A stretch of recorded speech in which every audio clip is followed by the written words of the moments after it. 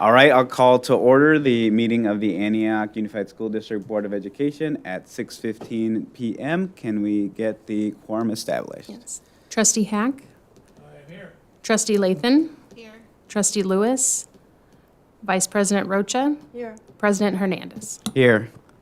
All right, the first item we have is our closed session, and that's going to be item 2A, conference with labor negotiator, agency negotiator, Dr. Robert Martinez, District Legal Counsel, Employee Organization, California School Employees Association, Chapter 85, Antioch Education Association, and Antioch Management Association. So we'll go ahead and break out for closed session and return back at 7 PM.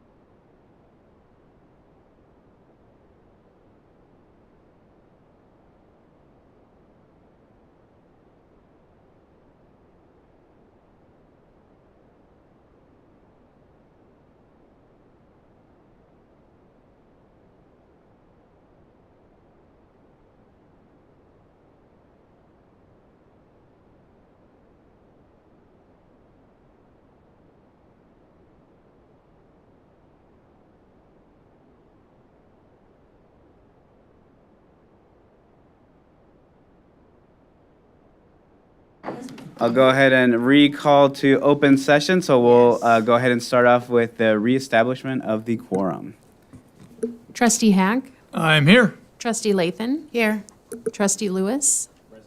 Vice President Rocha. Here. President Hernandez. Here.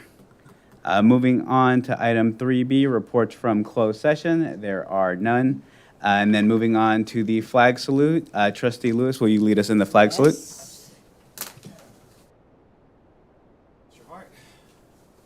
Pledge allegiance to the flag of the United States of America and to the republic for which it stands, one nation, under God, indivisible, with liberty and justice for all.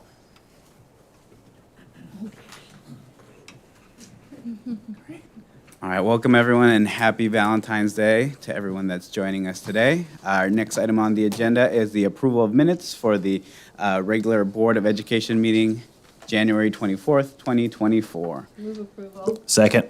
All right, the motion has been made and properly seconded to approve the minutes. Any discussion? All in favor say aye. Aye. All opposed say no. And the motion passes. Moving on to superintendent's report, I'll turn it over to our superintendent. Yes, good evening and happy Valentine's Day. I'm happy to announce that Antioch High received one of the highest accreditations during their recent WASC visit. They received a 6-year accreditation with a mid-year review, which is very difficult to get. So very proud of the hard work of their staff, their students, the community who all pitched in and put the hard work and effort into it, and it was recognized by the visiting committee.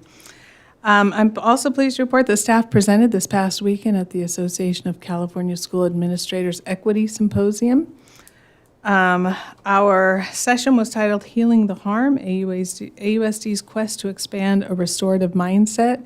We had large attendance and many people who are interested in learning more about what we're doing and visiting the district and seeing our programs in action. So Ms. Ibarra, Associate Superintendent, was part of that presentation. She and her team did that, so thank you for representing AUSD so well.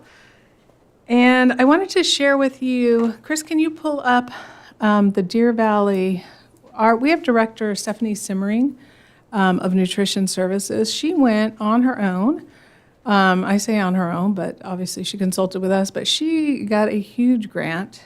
A lot of people think of Deer Valley as a new school. It's actually, 31 years old now, which is hard to believe for those of us who remember it being built. But really proud, just kind of want to show you a little bit of what that is going to cover. It's a little dreary after 30 years, so I think this will give it a nice refresher. Chris, do I have the, okay. Yeah. Thanks. And Associate Superintendent Robbins, if you want to jump in at any time. She speaks facilities much better than I do. Okay, so currently in the cafeteria, you have the traditional bench seating, long tables, not very appealing. It doesn't allow for, if you're socializing, it's not very intimate. If you're working on homework, you're sitting on a large table working on it. This is going to give a lot more flexible seating. You can see that's another view of that. And there's 2 cafeterias that are being remodeled here, the west and the east. So this is sort of the new seating, allows for a lot more collaboration amongst students. Looking a little bit more like Panera or something like that. And when I look at that, just a little cozier with booths and that sort. Long tables, some pub seating as well.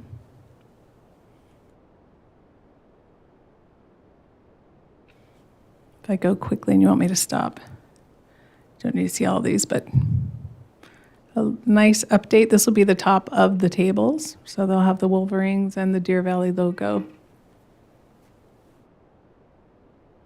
And this is, right now we are having the students name. Right now it's got the east cafeteria and the west cafeteria, not very appealing. So we always know that students can come up with much better ideas than we come up with. Those are just some ideas. So this is an artist rendering of what it might look like, which is much more appealing. Another view. And on the left, you can see Oh. the before. Is what? There's the before picture. Oh, yeah, the before picture. Thank you, Liz. Ms. Robbins. And so currently, this wall is not appealing at all. It's just the tables. Once you fold them up, go into the wall. This will be a different rendering. Some of the artwork that'll be included. Some of the Carpe Diem seize the day. We've got some inspiring quotations. If you look at the windows to the left and the right, we're going to add some more appeal there. A little closer look, you can see the Antioch Bridge in the back, California, Pride. Again, another artist rendering here. This is the East Cafeteria.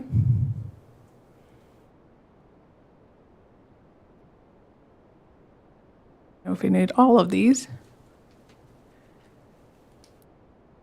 So I think you get kind of the idea. These are some of, you can see the new lighting that'll be put in.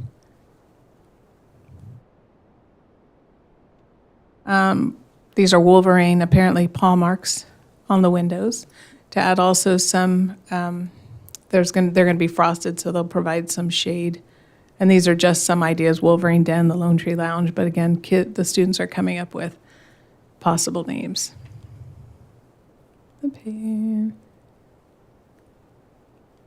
I think that's about it. Is that it, Chris? I think so. We have the West Cafeteria, but it's very similar. So I just want to share that with you. And also, just a huge thank you to Director Simmering. I mean, she went out of her way. She works a lot. The central kitchen is there. And she wanted to attract a lot more students to want to be in that space. And so she, took it on herself to get this loan for the school. And we anticipate that it will be done this summer and completed for students by the beginning of next year. She must have had that in her mind, because when we went to visit, she was telling us about how they were going to make a difference. Yes. And it looks very similar to Antioch High Yes. in the style of what they're doing, And I will add which that, is more appealing. sorry, Daniela.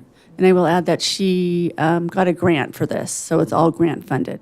Do She we? got a special grant. Yeah. So do we, Chair, is it okay, do we know the size of the grant, if that's appropriate to share here, or if not? I can get that for you. I don't know the exact size, but it's Substantial. substantial. It must be because of all that furniture and all that. It's all modern. And is this a grant that is sort of available every year, or is this sort of a special situation, or, because again, other schools need modernization? Yeah, I don't believe it's available every year. I think there was some grants that she's been applying for that are more one-time in nature. Got it. That concludes my report this evening, unless there are questions. I have one. Yes. So for the presentation that was done, I can't remember the acronym or the, The AXA Equity Symposium? Yes. so would it be appropriate to have that presentation available to the public for folks to see? Because I doubt if it was recorded, but the actual presentation, Yeah. might be something of interest to folks. Be great. Yes, I can include that in the Friday board letter, and we can also get that on our website also. Is that part of the peers and all that, or is that different? Are we talking about the, in my mind, I'm thinking of the other. No, restorative is with a facilitator. When harm's been done, they intervene to heal the harm rather than just, Yep, so is that something like we have peers. in peers? No. No, it's not, it's It's separate, yes. because I have always wanted to see if CSBA, if we could put in our own program to CSBA for their presentation, because I think we have a good one, and if you have another one Yeah. that's similar, Right. it might be something that we can combine. Great, thank you. All right, moving on to 5 school reports, high school student representatives report. Do not believe that our student has I don't see a student here, so I'm assuming that they had better plans than the board meeting for Valentine's Day. Well, we'll wish But our we'll bring student- them back. We'll wish our Sweetheart students a Day. happy Valentine's Day and move on to item 6, public comments. So 6A, individuals to address the board regarding items not on the agenda from the public. First up, we have Velma Wilson.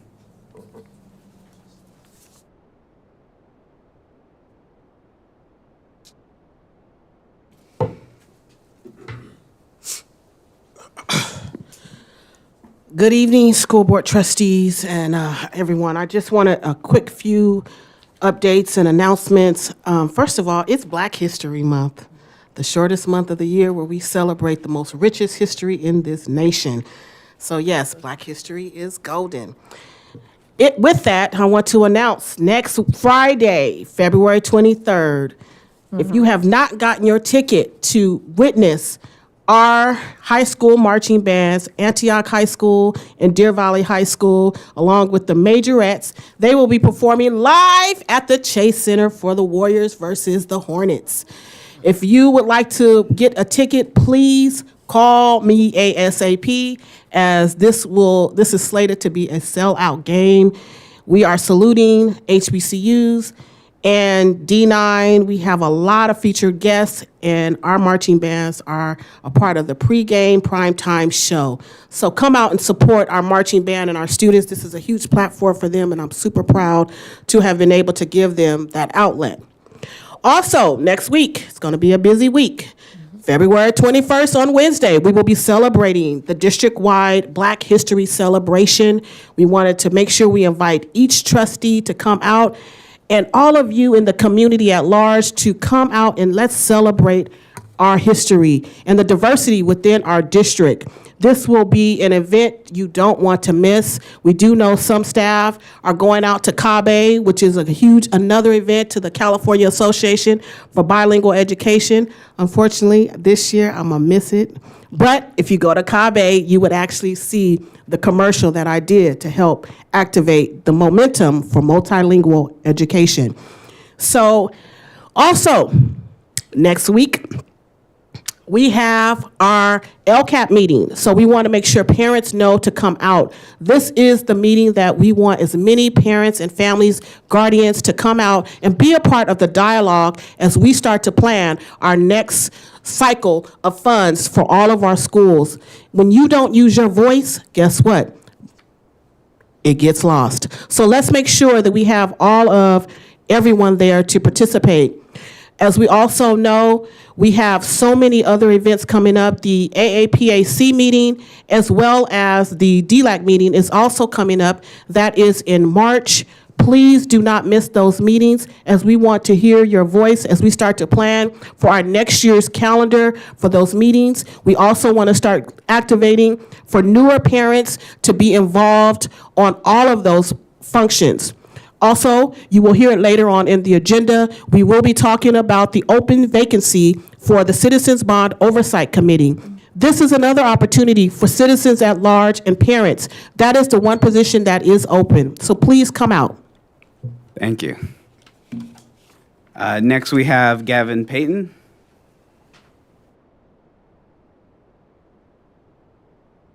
Good evening, Council. I just wanted to come up here and tell you guys personally thank you for coming and showing out to our first annual youth banquet. It was the first one we had, and we love that all of our community can come out and support.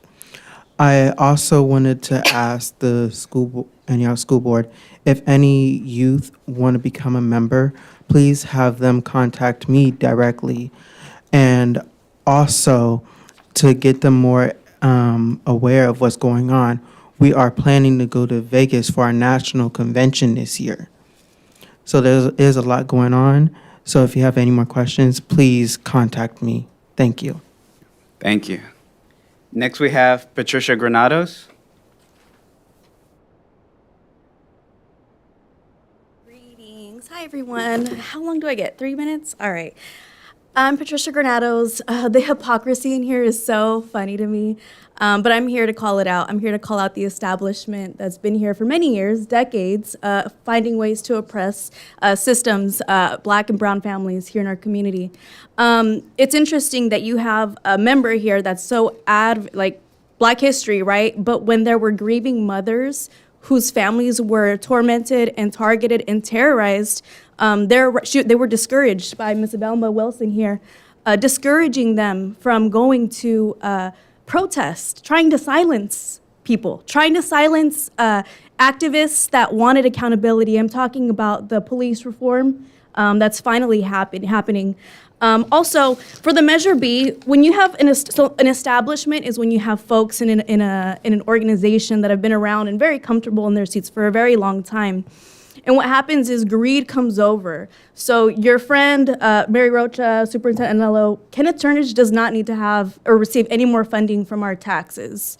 From my understanding, he's in the staff and he's also contracted. But this individual uses his time to harass, just like you and you, takes the time to harass people on staff. So this is a staff member's desk on a rooftop to take the time to do that on the school campus.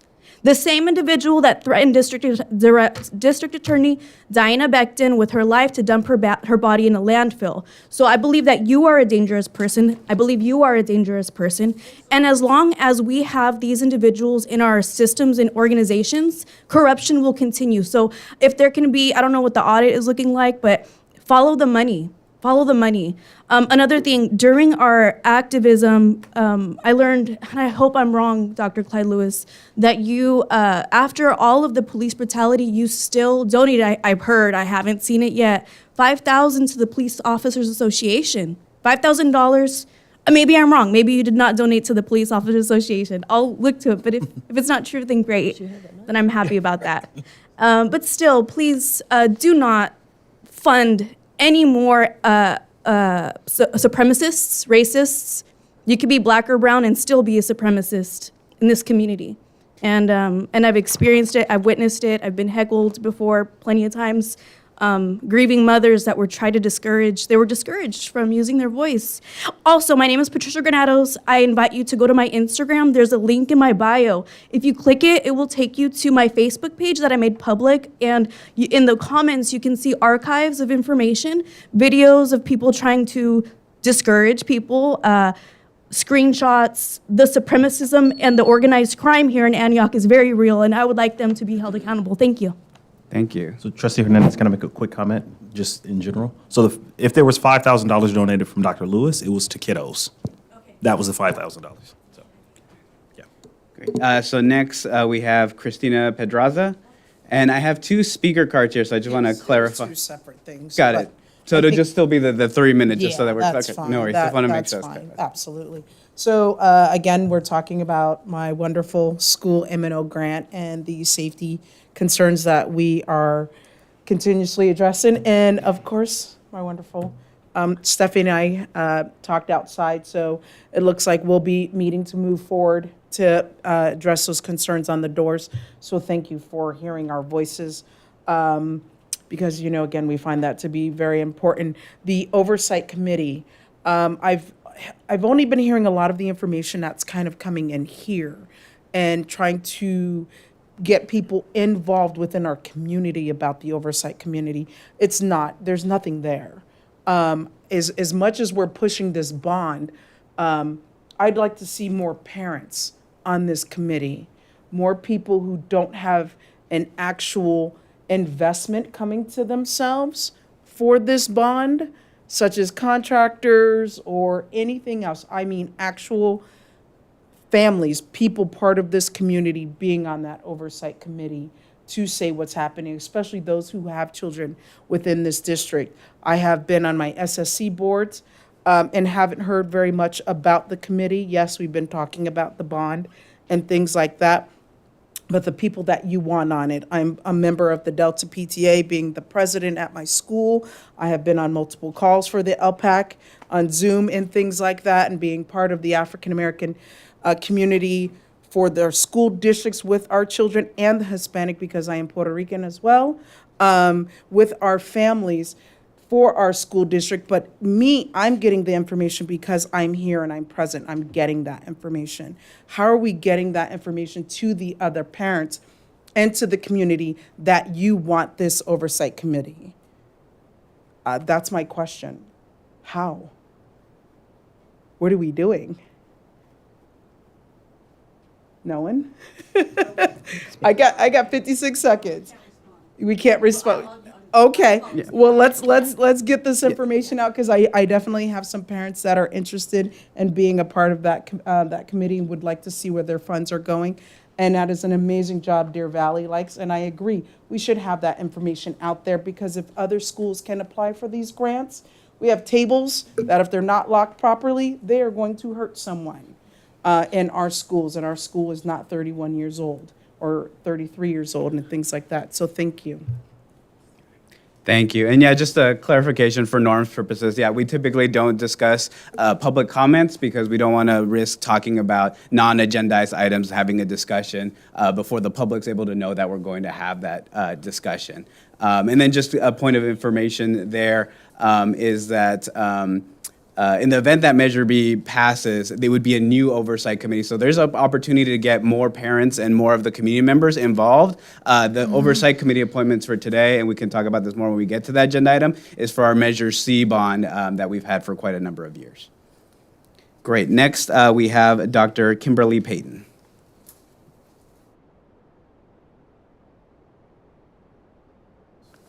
Good evening. I just have two quick questions. It was kind of echoing the past comments, but in relation to the transparency of the Board Oversight Committee, I just wanted to know what the selection process for the candidates to be on that committee. It would be nice to see parents involved and on that committee instead of a compensated stakeholder. And also, just to echo the need that had been mentioned in several other meetings, that there's a need for a PLA, project labor agreement. Thank you. Thank you. Moving on to 6B, individuals to address the board regarding items not in the agenda from district employees. We have Bruce Cordomanchi. And apologies if I mispronounced the last name.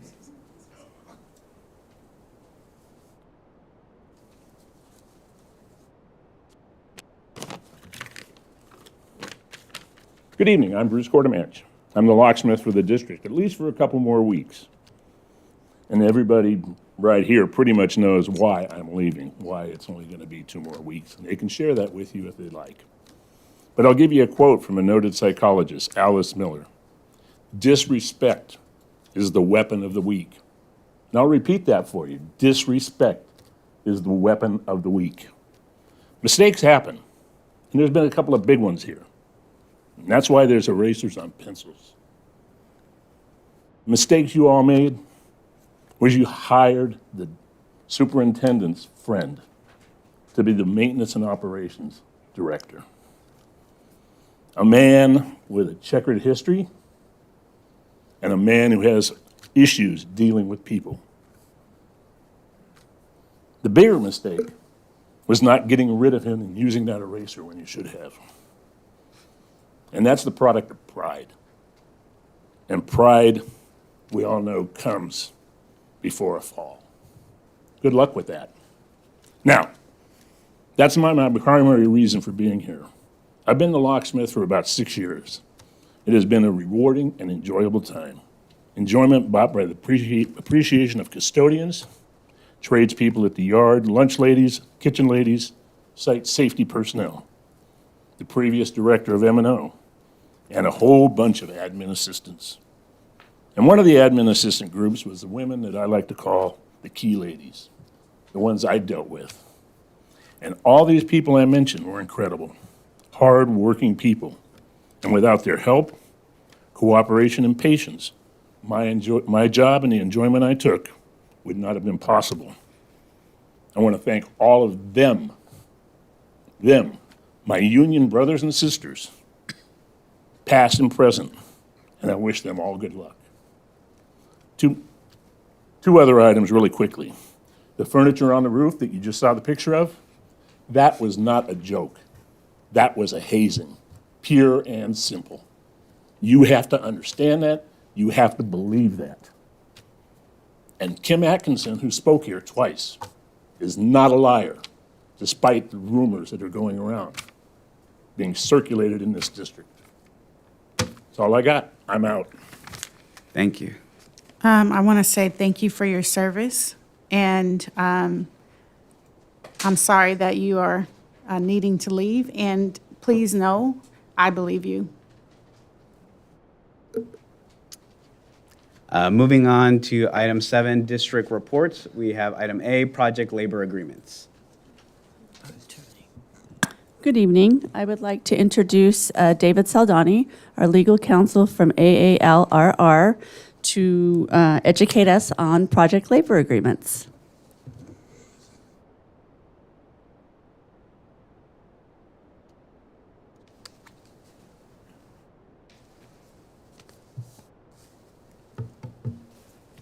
Good evening, everybody. Happy St. Valentine's Day. It's nice to see some familiar faces and some newer ones as well. Thank you for the invitation tonight to talk to you about project labor agreements. And I just want to give you kind of a broad overview. I want to share with you some pros and some cons. And at the conclusion of my remarks, if you would like to ask any questions, I'm happy to address them. So, project labor agreements, what are they? It's basically a form of a pre-hire contract between contractors and labor unions that are negotiated before any employees are hired, and they become a part of the bid specifications. Let's talk about the history of these project labor agreements. They actually originated here in the 1930s during construction of some pretty well-known dams. The Hoover Dam, for example, there was a project labor agreement for the Hoover Dam, the Shasta Dam, and some other lesser-known projects. To have a successful project labor agreement, which, by the way, sometimes is referred to as a community workforce agreement, you may have heard that terminology, really depends upon 4 factors. Number 1, you have to understand the local construction market. Number 2, you have to negotiate terms that are appropriate for the local market. 3, you need to choose a competent administrator for the project labor agreement. That's very important. And finally, number 4, you need the commitment of the unions to make sure the work is performed on budget and on time. And if you can address those 4 factors in your project labor agreement, then you will have a successful one. I want to talk to you about some other attributes of the project labor agreement arrangement. They frequently require that all workers be hired through a union hall. The referral system has an accommodation to the non-union contractor, which requires them often to use a certain percentage of its core employees. Non-union workers are frequently required to join a signatory union of their respective craft or pay dues for the length of the project. Other PLAs do not require this. So it's not a mandatory term, it's just some have that requirement, some do not. And even for those that don't have that requirement, it still oftentimes requires the non-union contractors to contribute to the union trust funds. Now, PLAs, they typically guarantee a uniform work rule across all the projects, including working hours, working conditions. They prescribe the applicable wages and the benefits for the multiple trade crafts employed on the project. They'll oftentimes will include a grievance procedure in the PLA to help settle disputes, prohibit strikes and slowdowns, and lockouts for the duration of the projects. PLAs often require that all contractors and subcontractors become signatory to the PLA. And all union employees must be in good standing with their trust fund contributions to participate. They also establish management rights, management in this case being the district, regarding the hiring, promotion, transfer, discipline, discharge, and rejection of any applicant referred by a union. They establish pre-job conferences prior to commencing construction, and that helps to clarify the work between the trades that are going to be coordinating on the project. Oftentimes, we establish what's called a labor management committee in the terms of the project labor agreement, and they meet on a regular basis during the construction project. Just a few examples of, aside from the dams back in the 1930s, but some more recent examples of projects that you may be familiar with that were accomplished through the use of project labor agreements include the Los Angeles Convention Center. I don't know if you've ever been there. I was just there for a volleyball tournament a couple weekends ago. The Golden Gate Bridge seismic retrofit, that was in 1999. SFO, the San Francisco International Airport. I'm sure many of you have had occasion to pass through there at one point or another. And, you know, not too far from here, the National Ignition Facility at Lawrence Livermore Labs. There are many school districts that have project labor agreements. I just negotiated a new one for your neighbor across the hill there, Berkeley Unified. There's also one in Los Angeles Unified and Santa Ana Unified. Again, in Contra Costa County, West Contra Costa has used project labor agreements in the past. San Diego Unified School District, Pasadena Unified School District. So I want to share with you, because you'll probably hear these out in the community, but the most common arguments for and against project labor agreements that you will hear out there, you know, in the ether. So first, let's talk about what you hear oftentimes in favor of project labor agreements. Using a PLA offers a guarantee of labor harmony and an agreement to avoid strikes and speedily resolve labor disputes during the construction of a project. That's one of the pros that you will hear. You'll also hear that PLAs keep a project on time and on budget by guaranteeing wage costs for the life of the project. And the wage rates allow for more accurate bids. They keep the project on budget. The work rules and no strike provisions prevent cost overruns due to delays. They provide for the use of qualified and skilled workers. They often require safer working conditions, thereby reducing accidents and therefore workers' compensation claims. The union apprenticeship programs can offer skilled workers at lower cost and save money in the long run, and assure that local workers are hired and trained in a specific trade, safety, and anti-drug programs. They often foster cooperation between the construction workforce and management, precisely because they have all these pre-job conferences, and they set the rules and expectations up front. And for those PLAs that establish the Labor Management Committee, they meet on a regular basis during the construction of the project. It also provides for a division of labor between trades that provide benefits such as, we mentioned the formal apprenticeship program, a network of referrals from union hiring halls, labor discipline, and higher skills developed by specialization. PLAs on public projects can sometimes minimize costs and increase efficiency and quality, promote labor management stability, and compliance with applicable legal requirements. They often address broad public and policy interests, and not just the narrower interests of builders, unions, and workers. The PLAs can help systemize and formalize labor terms that promote efficiency and lower costs. Like I said, the wages, the benefits, the work rules, the grievance procedures, they're all spelled out for the contractors that sign on.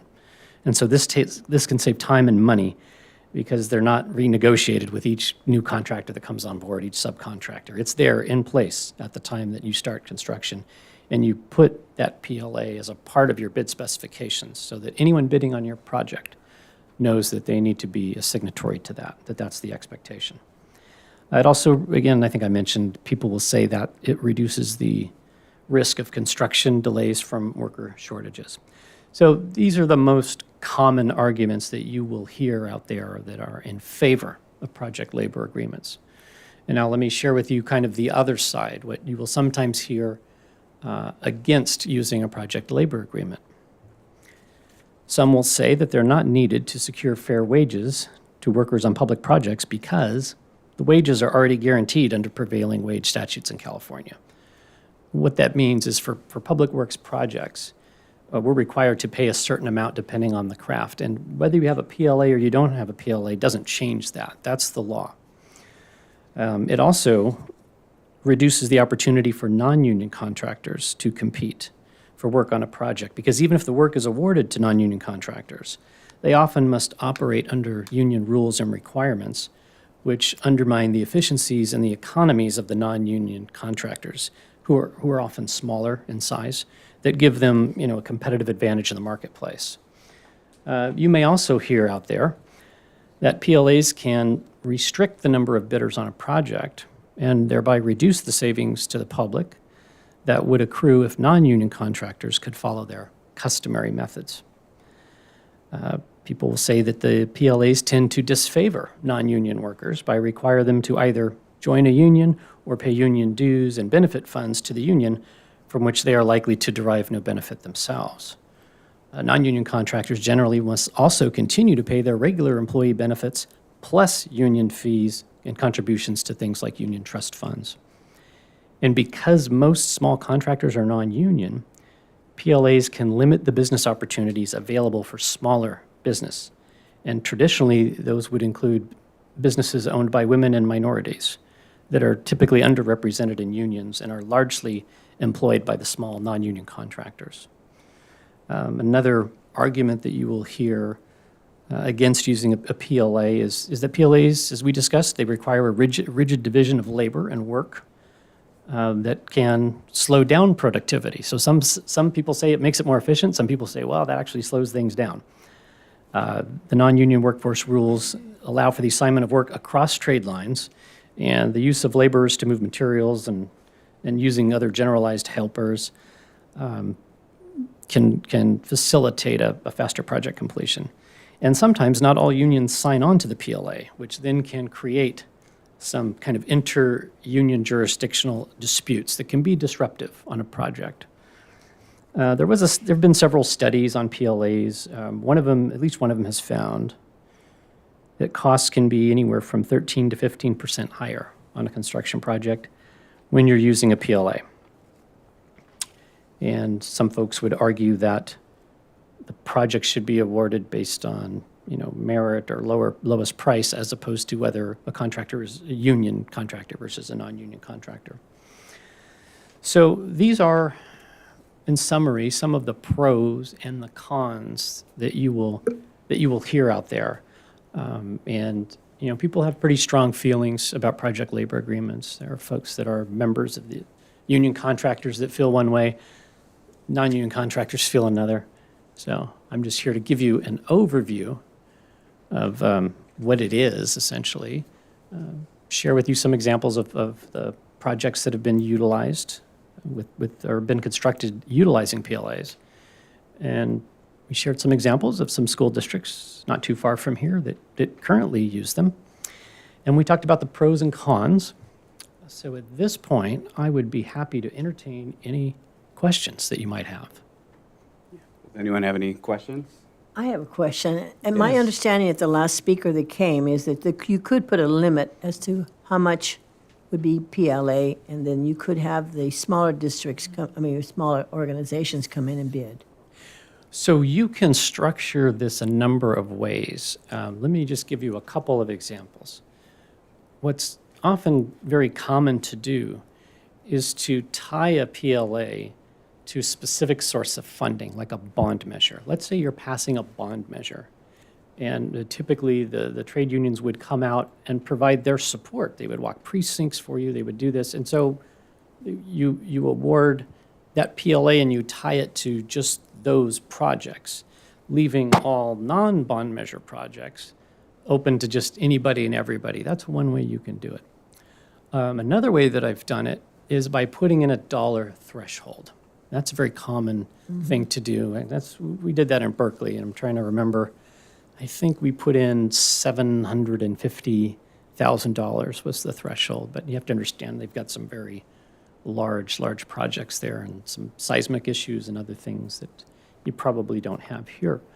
And if you make that number, if you get that number right, you still enable the smaller non-union contractor to participate without having to contribute to the same extent that the union contractors would. And so that's two different ways in which you can make sure that there's still some room there for other participation. That's an excellent question. Yeah. So I have a follow-up question to that one. Yes. So you identified that there is, you said that when you get that number right, what are some of the contributing factors we should consider when we're thinking about getting it right? So, and this is where. I know it's a tricky question, but. No, it's an excellent question. And I'm going to flip back to one of the first things I said. Remember, you need 4 things to negotiate a PLA. The first one is understanding the local construction market and understanding that your market in Antioch here, first of all, your market in the East Bay is going to be different than your market on the other side of the water. It's going to be different than the South Bay. It's going to be different than the Central Valley. It's going to be different than SoCal. You have to understand that to pick the right number. And believe it or not, it's going to be somewhat different, your market, than even your neighboring school districts because of the type of projects that you're doing versus, for example, one of your elementary school districts here in the East Bay. So you have to understand the local construction market. And you also have to understand what are the projects that you have lined up. And you need to know, like, down to the budgetary detail, because that's what's going to help you. So if you, for example, know that you have, let's just use an example. You're constructing a brand new campus from scratch, okay? $120 million project. That's easy. That's going to be included in the PLA, right? But then when you look at some other projects, let's say you have like a fence replacement project. And let's say we know that that's going to cost like $100,000. Economics really wouldn't work out to have a $100,000 project necessarily covered by the PLA. So again, it's going to depend on our knowledge of what the local market is like and the size of your projects and the number of your projects. And when you have all that information in front of you, you can usually pick that right number, that sweet spot that's going to help you maximize your benefit using a PLA, but still enable some of the non-union folks to participate and keep costs down for some of the lower cost projects. So PLA would be for the entire district, for all forthcoming projects, as opposed to saying, okay, well, we have this bond measure. For this bond, we want to have a PLA. And this is, for public consumption as well. So if we have a PLA, assuming we enter a PLA, it wouldn't be limited to just this bond. It would say, there would be an assumption that moving forward for a defined period of time. So that's up to the district, and that's up to the unions that you're negotiating with. Sometimes the PLA covers just bond measure work. Sometimes it covers all district projects for a specified period of time. And again, I refer back to number one. What's going to be in the best interests of the district, right? And that's going to be highly dependent on local market conditions, whether you want to narrow that scope to bond projects or whether you want to extend it to other non-bond projects, which, we also have to understand, and Liz is going to be helpful for this part, is what are the upcoming projects? She's got a list, I'm sure. We know which projects we have that are slated for the bond money and which, in the other bucket, just other projects that we have that been kind of waiting for state matching funds. And so we have that information, and we would use that if we were to sit down and negotiate with the Trade Council a project labor agreement. Thank you. Any other questions? All right. Does it sound like we're at a good place to provide some direction then? Because I think I'd like to move things forward. I think, to me, It's clear that project labor agreements support labor, support union, are in support of the things that we care about in this community, in support of making sure that we're using our money appropriately. So I'd like to go ahead and make a motion that the Antioch Unified School District authorize and instruct the superintendent to. We don't have that on our This is agenda. just a report. Yeah, but we It's on the can still agenda. provide direction though, and we can, or we don't have to formalize it as a motion, but we can go ahead and provide that kind of direction. And I just want to start say, the- if it's on the agenda, we're the board, we can take action on it, even if it says information. Yeah, so I'll go ahead and make the motion to, so that the district and the superintendent can start working on a project labor agreement with the Contra Costa Building and Construction Trades Council. And I think, the things we'd like to see in there is all all Antioch Unified School District construction projects of a total value of $1 million or more. All qualified projects should be built with 100% union labor. It should have a term of 5 years. And that should roll over absent any kind of direction from the board or from the Construction Building Trades Council. And I'll second that. Great. Any discussion on that? I think that's way too many details. I agree. Without the board having input, coming back, board, or not board members, district members coming back for further discussions that you've already had. Then come back to us about your recommendations for us to say yea or nay. I have a suggestion, if I may, something that we've done with other districts that have helped facilitate this process. In other districts, we have created a subcommittee of the board, where the subcommittee, 2 members, would sit down and meet with the construction staff, meet with legal, can get a more in-depth overview than what we're able to provide just in the short time we have with you tonight, and talk to you specifically about the budget, about the bond funds, the state matching funds, talk about the projects, and that should help inform those parameters that Board Member Hernandez was reciting. So it may make sense, you may decide, well, wait a minute, after hearing about what these projects are, maybe $1 million isn't the right number, maybe it's a different number, but just having that subcommittee that can interact freely with staff and with legal, then can develop a recommendation, and then that recommendation can come back to you, and you can have like an action item on there, which would be like, receive the report of the subcommittee and take action to, for example, commence the process of negotiating a project labor agreement. That's a process that we've used in the past, and frankly, it doesn't take that long. We could bring it back at your next, do you meet twice or once a month? Depends on the month. So, So you we know, would probably need. When's your next meeting? Assuming we, yeah. So we- 13th. But we also have a bond measure on the ballot for March 5th. Okay. And so I think there is, while I agree, to some degree with, well, I'm not going to mention how I vote, but I think there is some precedence to move rather quickly. But I think there's a blending of the two, a subcommittee, but it needs to meet yesterday. And just to be clear, this motion does not bind us to this. This is just a direction that we're giving our superintendent to begin this process, which may include things like forming a subcommittee and these things coming back. But it's, I think, important, unless there's other questions or people who are not in support of labor unions or project labor agreements, it sounds like we're ready to start moving that process forward, and I'd like to start moving that process forward. And importantly, any project labor agreement that would be negotiated would have to come back to this board. This board would have to approve that by a majority vote. Would it be possible to amend your motion to say that, we will move the district in, or some version of we move, or we give direction to the superintendent to bring some sort of agreement listed out? Because some of the things you mentioned, I'm not as familiar with. Yeah. Although, I can't say which way I would vote, but I think I need a little bit more detail in terms of making an informed vote. That's kind of where I am right now. Got it. I think that's a good place. I still think this is a good place to start. It's a motion that's been moved forward and seconded.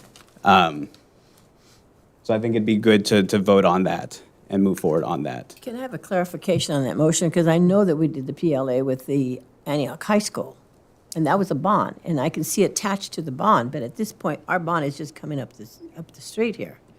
And so I'm kind of like, need to have more of an explanation how that ties it is in. This would be a district-wide agreement, is what I've put forward. And I think that's the key right there, district-wide versus bond. And I'd like to have that information brought back. Prior to a vote, Mary? Prior to a vote, I would prefer. Yeah, so we still have a motion here on the table. And again, we have a lot more flexibility in this. I think it's important for us to move forward. Again, like was said, the actual agreement will come back to us, and we do have to vote on the agreement. I just want to be clear in the direction that we're providing and some of the starting parameters that we're looking at on this, and if we need to address some of that in terms of how that's being negotiated and talked about, we can have that discussion. So if I'm making, for clarity's sake, it's a non-binding motion, meaning that this motion would not bind us to the parameter, or the specifications listed there. I think it would. Yeah, It would. It would. It's a motion. it would, yeah. It would bind Yeah, us. to those specifications, yeah. It does, yeah. If that proves to be an issue or a sticking point, we can always come up with another decision as a board as the superintendent and district navigates this piece. I just think that this is the clearest, best way to have this happen quickly based on things that you talked about, our labor market, the other project labor agreements that happen in surrounding districts, communications that labor unions have put out in terms of what they're looking for, and the things that will make for a strong direction. So I think this is a good place to start. Can I share that my concern would be, would this, because it is a binding motion, would this hold us to every project that we do in the district the way that it's worded? Yes. Yes. Okay. You know, one of the reasons why I seconded this motion is because, one, other districts do it. I've been a part of districts who do it and is successful. They can do amazing work. A lot of the folks live here. I know I talked to city council folks who say, unions have reached out to them. A lot of our union folks who live here, who are not a part of the teachers union or the classified union, so they're not a part of necessarily the district, they have to leave to go work in other places because we don't have work for them here, right? So they're going to Dublin, they're going to San Ramon, they're going to El Cerrito, they're going to other places where they are getting work. We know we're going to have the funding. Regardless, we have to update buildings whether or not we get the bond, right? And so it feels like this is something we can move forward with. If, for example, the concern is the amount, right? So the $1 million was a recommendation by the labor person who came during the last meeting, or the union person. And so I wonder if that can be a conversation that we have, or maybe in this motion, and it's okay if we decide to or not, maybe the superintendent, a board member or two meets to talk about like the different thresholds we could have. So that could be a way to move forward, so that at least we all have some agreement on, okay, so we have some options that we can kind of play with. I particularly can understand the $1 million threshold in terms of, viable working, making sure there's, folks can really come and work and then we're not taking away from the smaller businesses. You talked about that, right? And so we don't want to do that either. So, but I understand if folks are saying, okay, well, what options can we have? Could that be a part of this motion? Got it. All right, so would people be more comfortable if we remove that specification of the value dollar amount in the motion? Can I just Yeah. add maybe something too? Would it be helpful for you all to see some of the projects that we've already done and the cost of the project? So for example, the HVAC units that we've been working on, what's the cost of that, and would that be considered a PLA, and that might disqualify a local vendor that we've used for HVAC, or, that's just an example. So would it be helpful to see some of the project that we always done and the cost of the project, so that another variable to kind of determine what that threshold might be? Yeah, I think as we continued, that would be good information to always have. Yeah, and if I'm sitting up there in your seat, I'm going to want to know that I'm familiar with the next 5, 6, 7 years of project. I want to make sure I can say, I know what's going into the project from the bond measure. I know what these other projects are.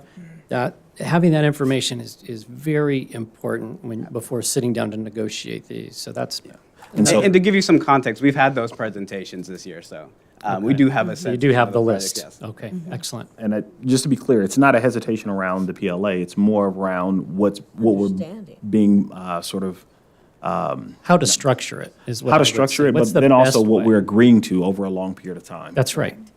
So And- that's kind of where a concern arises. Got it. And that's my concern, when I first mentioned that, I would like more information about the process. And I know we can vote on an amount of money or whatever. I think it's premature. I think we need to have another presentation or another exploration with the details that Clyde mentioned and myself, and vote the next time around. I mean, I think we've been saying that continuously. If you needed more information, we should have talked about that at the last meeting where we said what information was needed. So we cannot keep just kicking the can down the road and having to ask for information over and over again. Because our students can't wait. We can talk about things up here, but we have students who have needs. We have communities that have needs, and we need to be keeping them in mind that the wheels of the government don't have to turn slow because they turn slow. We're the ones that are spinning those wheels, so we can spin them faster or slower, and that falls on our responsibility. So if we missed a piece of information that we needed to make that decision, that is our fault.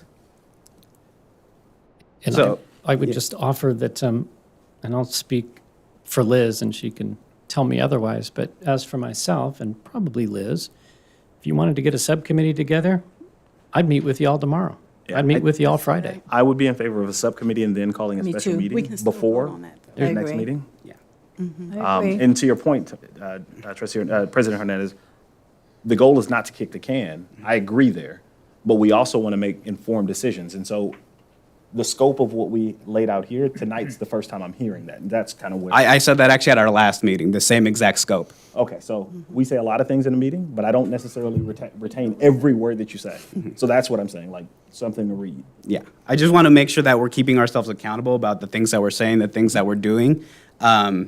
But yeah, okay, so I think would a subcommittee be something that people are supportive of? Yes. Yes. Okay. Yes. So then I will go ahead and make a substitute motion that we authorize the school district to begin negotiations of a project labor agreement with the Contra Costa Building and Construction Trades Council that begins with the steps of forming a subcommittee to look at this process. Yeah. Yeah, I'll second. Wait, a minute, we have a motion already. Oh. Yeah, You're right. the first motion died. No, that motion didn't. I made a substitute motion. that's what I So that's the second, the substitute motion. So then what happens now is we're voting on whether that motion will be the one we take on. The second motion. Yes. Yes. We're voting on the Great. substitute. The substitute. Yes. Yes. Any further discussion? We're voting on the substitute motion at this time. Yes. All right. All right. Do we need to do a roll call vote? Let's go ahead and just do a roll call vote, just to be clear. Trustee Hack, For the substitute motion, yes. Trustee Lathan, Yes. Trustee Lewis, Yes. Vice President Rocha, Yes. President Hernandez. Yes. All right, so the substitute motion passes, and that's now the main motion on the table. So now we vote on the main motion, which is now that substitute motion has now become the main motion, which that motion, to clarify and restate, is the motion authorizing the Antioch Unified School District Superintendent to begin negotiations of a project labor agreement with the Contra Costa Building and Construction Trades Council that begins with the step of creating a subcommittee to negotiate this project labor agreement. It's my understanding the subcommittee will come back to the board and present information to us, and then we can make a decision whether we want to approve it or not and go forward. Yeah. So information will come back, some of that work will come back. And again, the ultimate project labor agreement will always come back to us at the end of the day to approve. That's not something that good boards or that any board is able to do and just kind of pass through people, so. So the motion then is Form a subcommittee. Subcommittee. one-sided. I mean, we don't want, you got two things, I think you have two, three things mixed in together. I'm comfortable with doing the motion, and if I misunderstood it, I apologize, that we've sort of suggested that the majority of the board would like to have a report back with board Subcommittee. involvement in the discussion, get a report back, and then vote on yea or nay. So we would. Correct. You're right. So, yeah, we will form a subcommittee. That subcommittee will meet sooner rather than later. And that part haven't sort of been discussed. And once that subcommittee meets, I'm assuming we will call a special board meeting because we want to get this done pretty quickly. To have the conversation to bring back to vote on. So that's my understanding of the motion. Yeah, I mean, it would be up to the work of the subcommittee to figure out what exactly it is that needs to be brought back. Yeah. Right. So that's a different motion. The motion you said yes. is different than what. Yeah, so Clyde- just to clarify, yeah. The two trustees talked Yeah. about. We have to vote on Oh, the yeah, make a Yeah, motion. we, Yes. we already have the motion in front of us, properly second it. seconded. It's already been properly seconded, so it's already up for the vote. And the motion is to authorize the Antioch Unified School District and superintendent to begin negotiations of a project labor agreement with the Contra Costa Building and Construction Trades Council that begins with the initial step of forming a subcommittee to negotiate that project labor agreement. To bring back information to negotiate that. That's not the motion that we voted on. Now, at least with that detail of the information. And that could be what the subcommittee does. Yeah. Is bring back information. But just to I just want to be very clear on the motion. I'm confused on the motion, I guess. Got it. So so I think all I can do is restate the motion is that we're authorizing the school district and the superintendent to begin the process of a project labor agreement with the Contra Costa Building and Construction Trades Council. And the first step of that is going to be forming that subcommittee who will start that process of the project labor agreement negotiations. And then that's where that motion ends. That committee can bring back information, whatever it is that committee needs to do. Yeah. And so, That I understand. and so the final labor agreement would require board approval. So that secondary piece is the secondary piece. Yeah. So this first That's motion. not part of it, yeah. No. Okay, fair enough. Okay. Got it. Great. Let's go ahead and do a roll call vote. Trustee Hack? Yes. Trustee Lathan? Yes. Trustee Lewis? Yes. Vice President Rocha? Yes. President Hernandez? Yes. Great. And the motion passes 5-0. Thank you so much for joining us today. Should we talk about who the committee members are going to be? Yes. I would like to be on that one. And I will join you on that All committee. right. Great. All right. Is everybody okay with that choice, committee members? Great. Okay. Yes. All right, moving on to 7B, District Reports, Annual Update for the 2023-2024 Local Control Accountability Plan. All right, well, good evening, Board. So just what is new this evening and why we're sharing this in this fashion. So the state has required us to do a mid-year annual update before the end of February.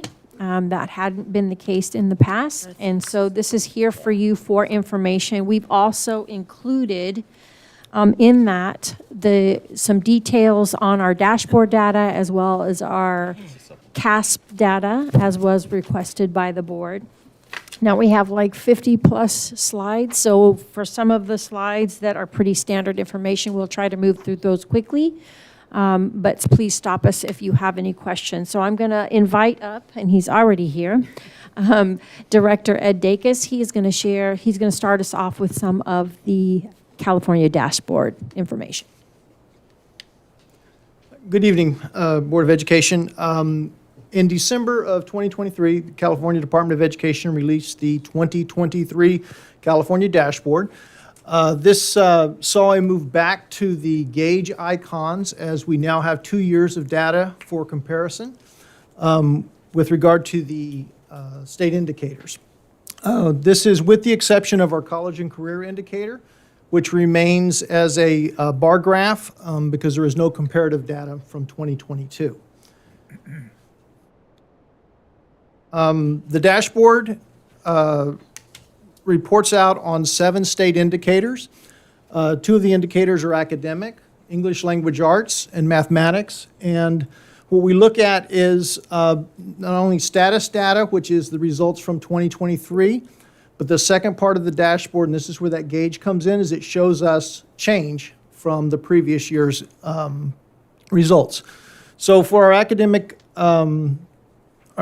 indicator for math and English language arts, we look at a term called distance from standard. And this takes the points, the average distance from standard for all of our students, and that standard is the minimum scale score needed to be considered at standard. And then we look at, for change, we look at that value compared to 2022. The next indicator is chronic absenteeism. And this is our chronic absenteeism rate, which is the percentage of students that are absent from school for any reason, more than 10% of the instructional days.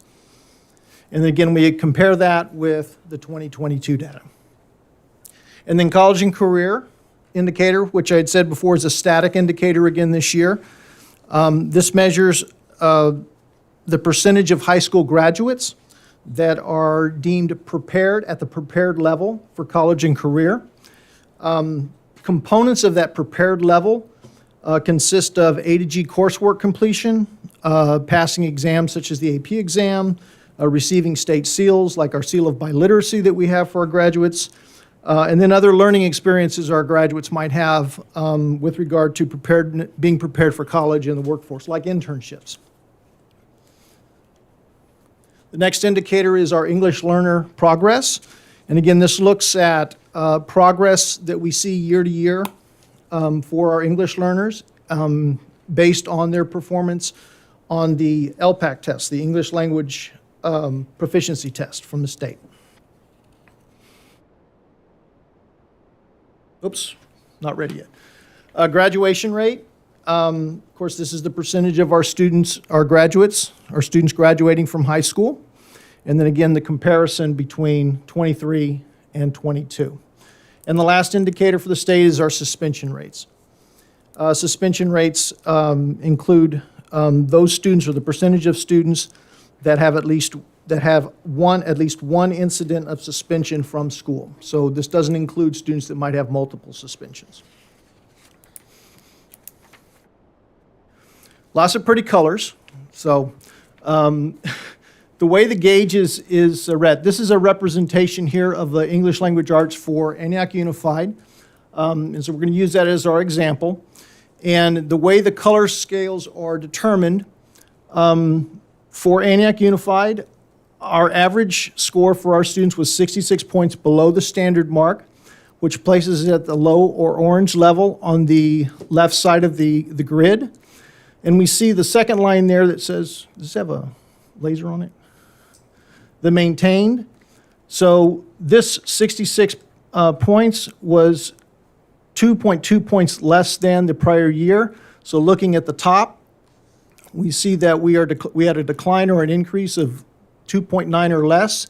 So that brings us down. So we have this maintained here in the orange level for our English learners.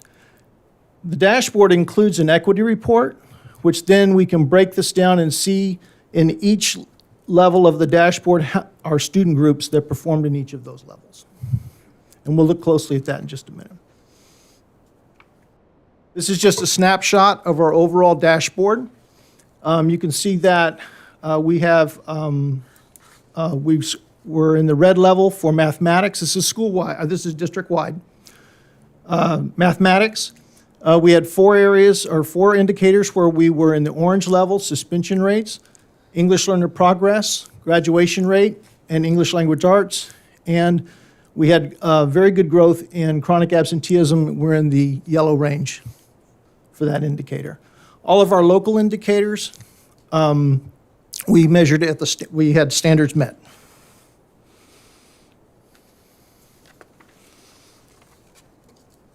So we had very pleased with many areas of a number of indicators, and a variety of student groups showed improvement on the dashboard this year. First off, our chronic absenteeism, we had a decline of 3.7%, so that raised us into that yellow level. We had 3 subgroups increase in graduation rates: homeless, 2 or more races, and students with disabilities. We had 5 subgroups move their ELL scores from below closer to standard: African American, American Indian, foster youth, homeless, and Filipino.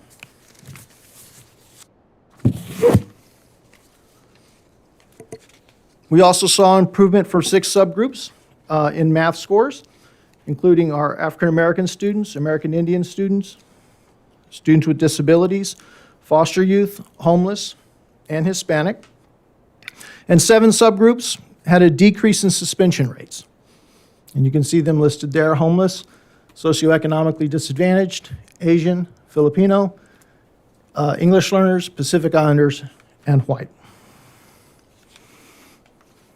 Now, the beauty of the dashboard is we can see where we've improved, but we can also see where we still have work to do. And so we did see a decline in several indicators for a number of student groups. Our foster youth, we still see issues around chronic absenteeism for our foster youth. We did have 7 groups that had a decrease in their graduation rates: foster youth, African American, English learners, Hispanic, socioeconomically disadvantaged, white, and Asian.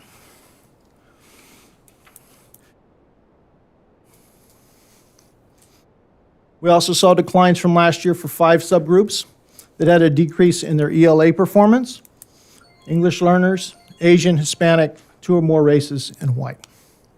And 3 subgroups that had a decrease in their math performance, which says 2 or more races, white, and Asian.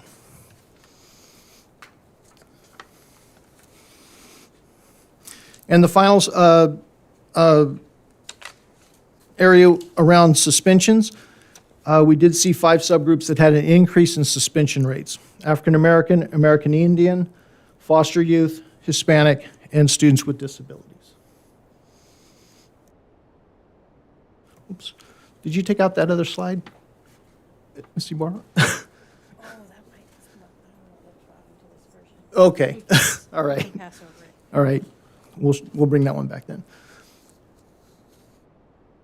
That was just I know that was quick, but that was a look at our dashboard for this year. One of the slide that was missed out, we added it in late because we received it from the county on Friday. Oh, do they have it in their packet? No. Oh, Are you talking about this one? it looks like this. Oh, no, that. No. Okay. I can get it to you in the Friday board letter, but essentially what it outlined for us is that it took kind of the last 3 years where we had dashboard information. So starting with 2019, that was the last year prior to COVID where we had it. So it showed you, it was essentially a summary of everything that you just saw by subgroup, by every indicator. And then it showed last year being the first year of the return of the dashboard since COVID closures, so the 2022. And we obviously, and we know this, that we saw a lot of areas of great need. So visually, you could look at it and see the amount of red that we saw last year. And then going into the 2023, it really highlighted the areas of growth. Much less red, but it also stood out where the red areas were. So foster youth as a whole was a group that they struggled in almost every indicator. And then we know, even though there were some oranges in math, we know that's also a level of intensive need for our district. And so I just we'll send that in the Friday board so you can see it. It's a very busy chart, but it was a really nice one that the county shared with us, and it gave us a nice bird's eye view of the last 3 years of the dashboard. So we'll get that. Thank you. All right, so I'm going to take us into the California Assessment of Student Performance and Progress, what we call fondly as the CASP. These are the 2023 results. This, as a reminder for the public, these are students in grades 3 through 9 and 11, and then 12th grade also for science. So just to highlight, last year we had some issues with reaching the 95% threshold for participation because the system that the state had been using for logging students into the program they actually changed systems and there were some issues, and so it was difficult for us to get to that 95% participation across the board. But this past year in 2023, we met that. We did see several subgroups improve compared to 2022. And then although overall the increases were not as big as we would have liked, but it wasn't, we understand in our reflecting for last year, a lot of our focus was really on social emotional learning because we were still experiencing a lot of students that were struggling kind of becoming back into the school community and kind of processing any trauma or just experiences from being isolated during that period of time. So overall, our English language arts performance, we had 23.32% that met or exceeded the standard, with 23.4% nearly meeting standard.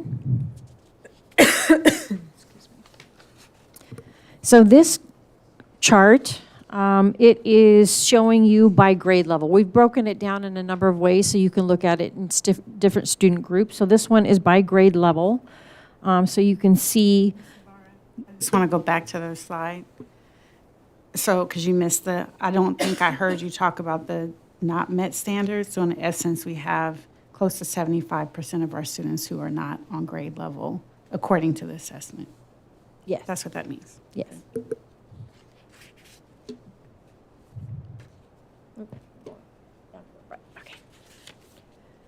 So then for English language proficiency by grade, it's just, and you can see on the left, it's a visual representation of what's on the right. So you can see 3rd through 11th, how students are proficient, meaning that they've met or exceeded standard. Question, Ms. Ibarra? Yes. I know that we use several programs, like online programs for students to practice for English language arts, for example, and I don't remember what it is, or it could be an assessment, iReady, I know that's math, yeah. or, whatever assessments. Do you see a correlation between, I'm going to ask you a question. If you want to answer it later, I'm thinking about it now. Okay. Feel free, but I don't want to forget the Forget question. the question. Is there do you see a correlation between the assessments they're taking, like the formative assessments, and this assessment? Because that shouldn't be a surprise, right? If we're really doing it right, then we should know in October where students are because we've given them smaller assessments throughout the year and kind of observed their learning. iReady we are going to be sharing that later on in the presentation, and it does seem to be correlating and tracking with what we see in the CASP. Yeah. So in the next two slides, we're going to see ELA student groups broken down. This one is first by race and ethnicity. So noting in that center or the second column where you see changes in proficiency, we wrote, we put in red where it had decreased, and then in green where it had increased.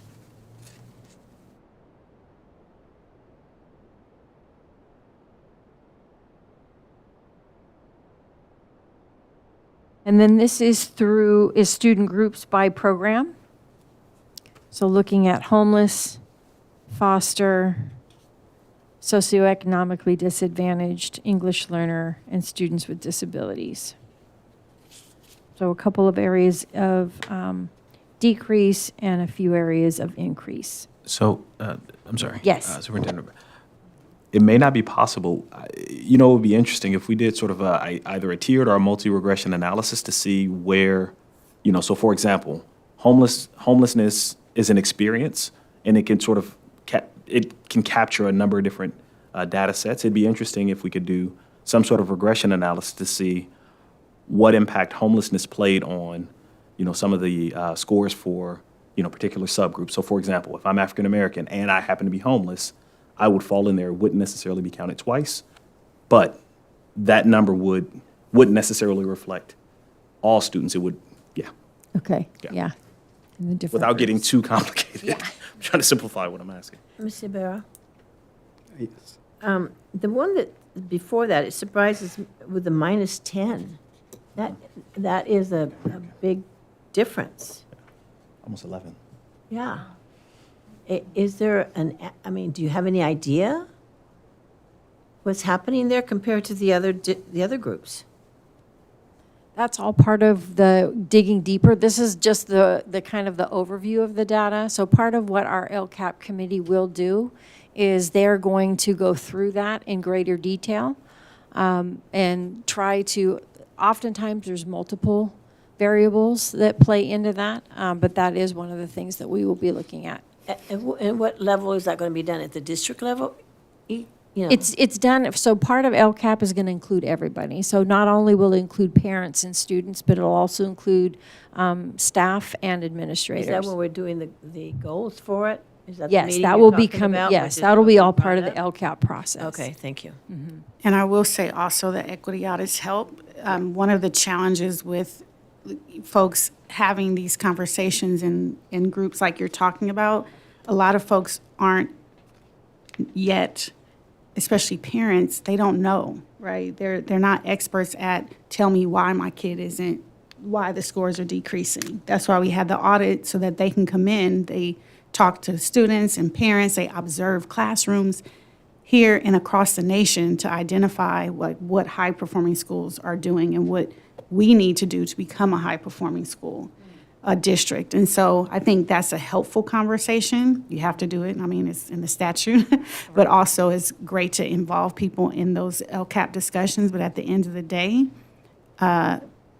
we needed expert outsiders to tell us what they're seeing. And we'll talk about that later too in terms of the NCUST. Do we have a benchmark to compare this to, like state level or comparable district, or what are we like looking towards? Yes, it's in there. It's in the dashboard. It's also in DataQuest. So you can run the reports any which way.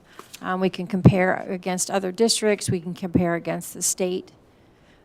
Without this becoming a 100-slide presentation, I stayed focused on our district at this time. Yeah. But I anticipated we have a lot of great questions, and I can answer as many of them as I can in Friday board if we don't have time this evening, or I don't have the immediate responses. I guess then a bit more general then, as a district, do we have like a philosophy of what we tend to like look at? Do we, when we're thinking about our students, do we think about them in comparison to the state, in comparison to how they did last year? Like what are some of like our initial like cultural reflexes as a district? I think comparison data is probably the most important data. I like to, looking at where we've come and where we're going, how we've compared to state, how we've compared to local districts that are like us, and even those that are not, and seeing kind of where the pluses, thinking assets-based. So that's kind of what NCUST does, is what districts are doing that are making a difference and what are those attributes.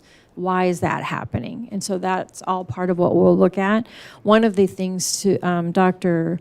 Latham, that we provide our LCAP committee, knowing that they don't have the same understanding perhaps of all of the kind of inner workings, is for our goals.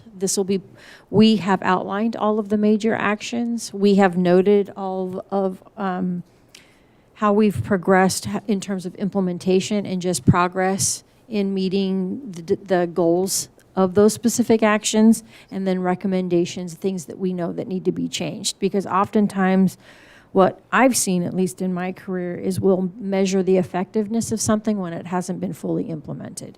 And so implementation levels are just as important as effectiveness, because if you're not doing it to fidelity, then you can't measure whether or not it truly has an impact. And so that's always part of the conversation. And we're looking forward to this year having the NCAST data. And sometimes it's the, want to continue? Yeah, let me ask my follow-up question on that, because I think, I was going to ask at the end, but I think now seems like a good time. Do we have a way of looking at trend data? I know that there's challenges with that when it comes to like COVID and like changing things from year to year. But, you know, I worry about when we're looking at some of these changes on like year by year, you know, there's so many stories that could be told about why things are happening. Like, what if this Hispanic or Latino group gained like 20 points, you know, the previous comparison year, and now this was a drop? That's a much different story from last comparisons that they were still dropping. And, you know, sometimes some of our successes and improvements next year become things that decline, and sometimes the things that decline become things that grow. And so, like, I think it's easy for those things to just become noise rather than consistent progress or. The trend data is incredibly important, and COVID really threw a wrench in that because it almost reset the baseline at a level that was lower than what we were seeing before COVID. And so trying to take into all of those, you know, all those variables and considerations into it, it's been challenging because we don't want to really, I guess, perseverate on COVID, but we do have to accept that it had an impact. And how do we continue to move? I will just say, as a general statement, this year has been the first year since the return to school that we have felt like we've been able to get back into the classrooms, looking at rigor and instruction from administrators down to teachers. And that has been refreshing. We've been able to provide professional development. That's kind of in here, it's coming. But it's, you know, we're hopeful that having that kind of return lens to instruction is going to have that impact. Yeah, I think to Vice President Rocha and Trustee Lathan's point, I think what they were touching on, something that I'd love to see more and more is like translating these numbers to like what is the actual experience that our students are having. Like we just see these numbers of like decreases, increases, these scores, but like what does that mean for the experiences that And the I'm going to students talk are about the having? students later too and their input in this process. And then I know I cut you off, Trustee Lathan. You know, my memory is bad. I don't know. So keep going, please. Okay.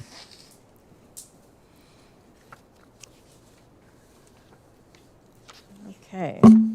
So mathematics overall, we had 13.7% that met or exceeded, with 22.57 nearly meeting standard. Here's the breakdown by grade.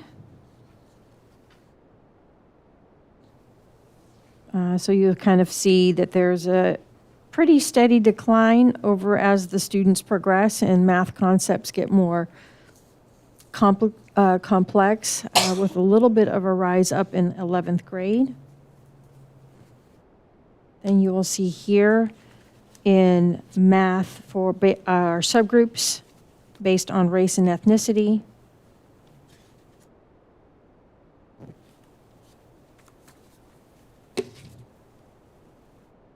And then by program.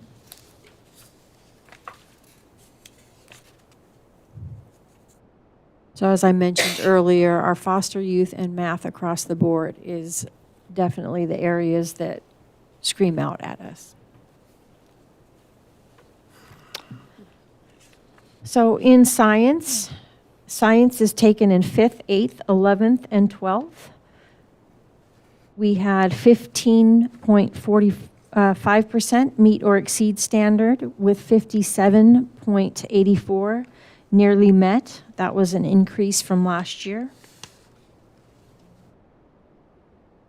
Here it is by grade.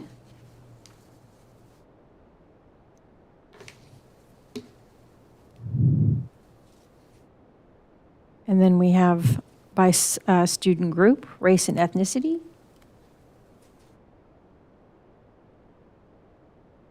And then by program.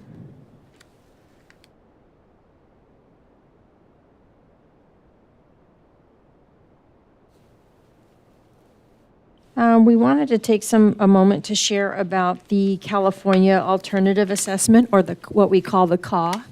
That's really the assessment that our students are, about approximately 1% of our special education students take, because they are these are for the most significantly cognitively disabled students. And this allows for special accommodations so that they are able to access this assessment. So for English language arts, we do have some comparison data here. Whereas in 2022, 15.31% demonstrated understanding and 32.65 had a foundational understanding. In 2023, we had 21.75% demonstrating understanding and 34.78 having foundational understanding. So there was an increase across the board there. In math, in 2022, 51% demonstrated understanding, 26, or is it 25? 26.44% had foundational understanding.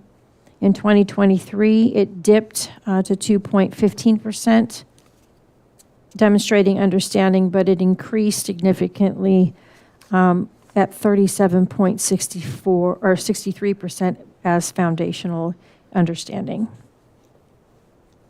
Science, 2022, 21.05 demonstrated understanding, 28.95% foundational understanding, and then in 2023, we saw a significant increase in both areas with 34.15% demonstrating understanding and 29.27 with foundational understanding.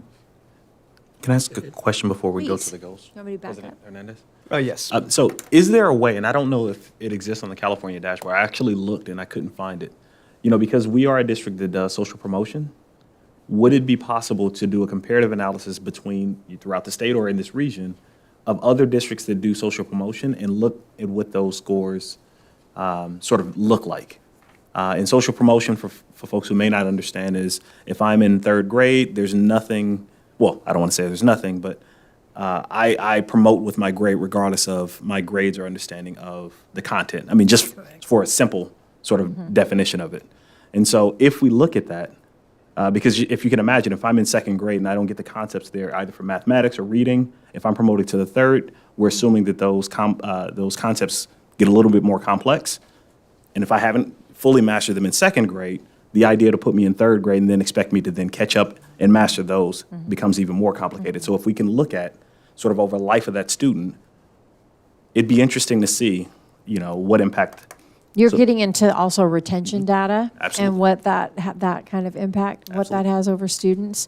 I think ultimately our goal is to be able to intervene and accelerate learning because of the adverse effects of retention. So all things to consider for sure. All right, so in this portion, I'm going to really go through the LCAP annual update piece that we're required to share for you as information this evening. Just wanted to point out to you that the actual report, the official report that will be that is submitted and out there for public review is under item 18B. I won't be reviewing it there. I'm going to be doing it here because I felt this was a little easier to digest for the public. So you've seen this slide before. This is our goal 1 that is focused on student achievement. And so under that, looking at all of the areas and actions, those are in those orange and brown boxes that are highlighted under goal 1. And then some of the metrics that we utilize to measure impact on those actions toward meeting our goals for goal 1. We have a lot of things to share. I'm just going to highlight a few for the sake of time, but they're there for you to read through. So I think, Dr. Lathan, to your first question about iReady, we have already administered, we just completed the Diagnostic 2. So Diagnostic 1 is in the opening weeks of school, and then Diagnostic 2 just wrapped up, I believe, last week. And so what we have seen so far in reading, we've gone from 17% on grade level to 29% on grade level. And in math, we went from 7% on grade level to 15% on grade level. And this is over across the board. And this is, just as a reminder, these are our students up through 8th grade. We have intensive professional development in reading underway, particularly at our elementary school. We started working more closely with Haggerty, which is focused on phonemic awareness and bridging to reading, and what is called UFLI, UFLI, and that focuses on the science of reading. So that has been starting to roll out mid-year. And highlighting that we had a reclassification of English learners, 246 students to date, up from 195 last year. Areas of need, to highlight a few. As I mentioned, mathematics across the board is definitely a big one. We've already started, as I think I've mentioned previously, exposing all of our teachers, and they were at this last staff development, exposing them to the new math framework that came out, was released in July 2023. Just getting our teachers familiar, because in the next year or so, we're going to be participating in the math adoption, and we want our teachers to be versed in what the expectations are, what to be looking for in that curriculum. We also have this spring, our middle school math teachers are going to be participating in lab classrooms, where they're going to go in, and it's a form of lesson study, where they'll be formulating some lessons and watching each other teach.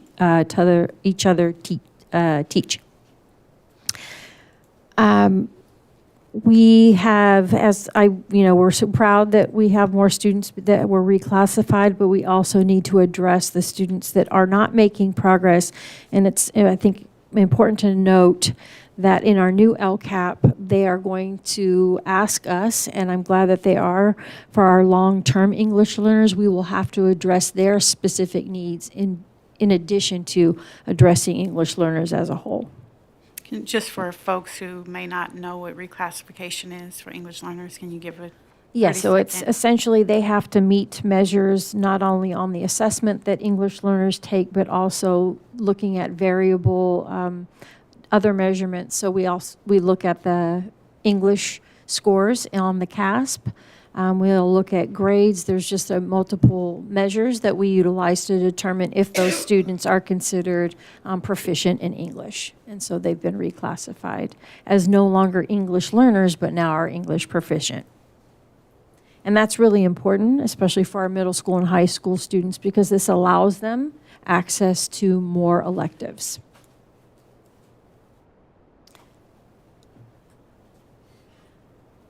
So just from our first review of the data, these are some recommendations that have come, that have surfaced.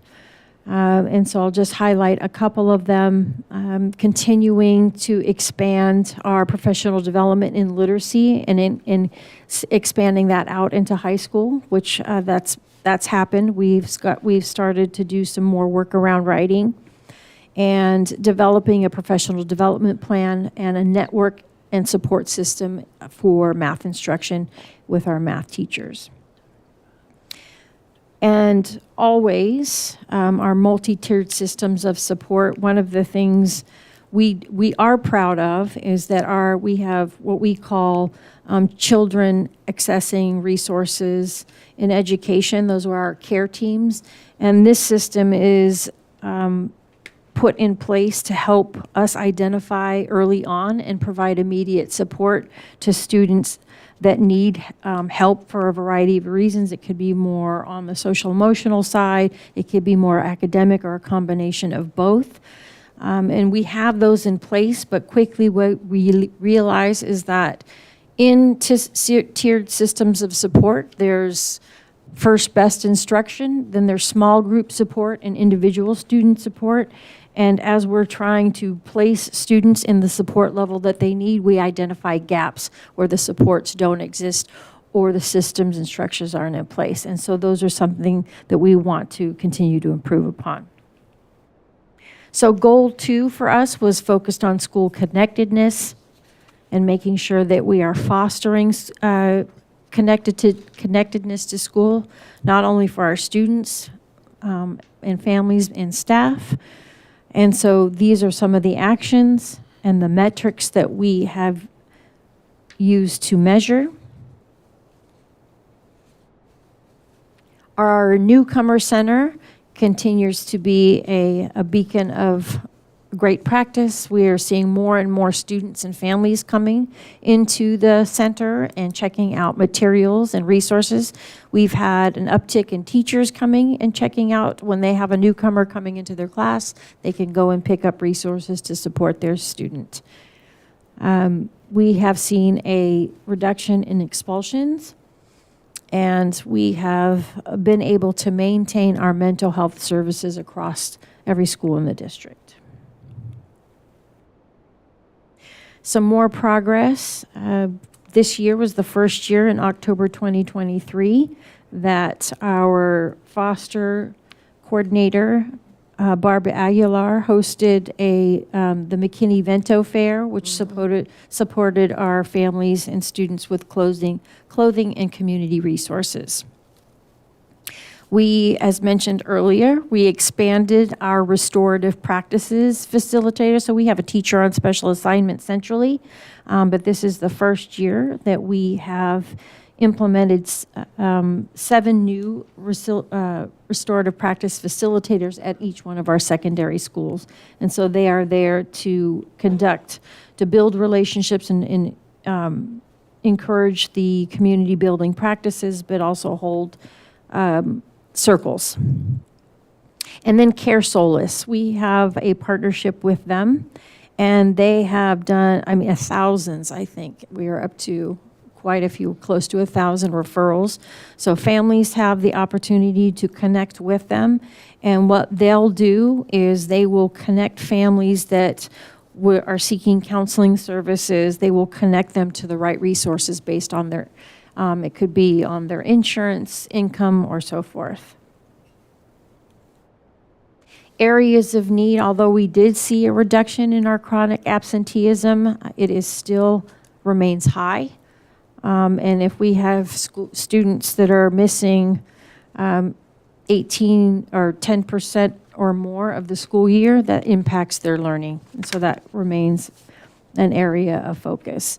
Our suspension rates are also still high, despite some improvements. And we want to make sure that we continue to support the new restorative practice blended model.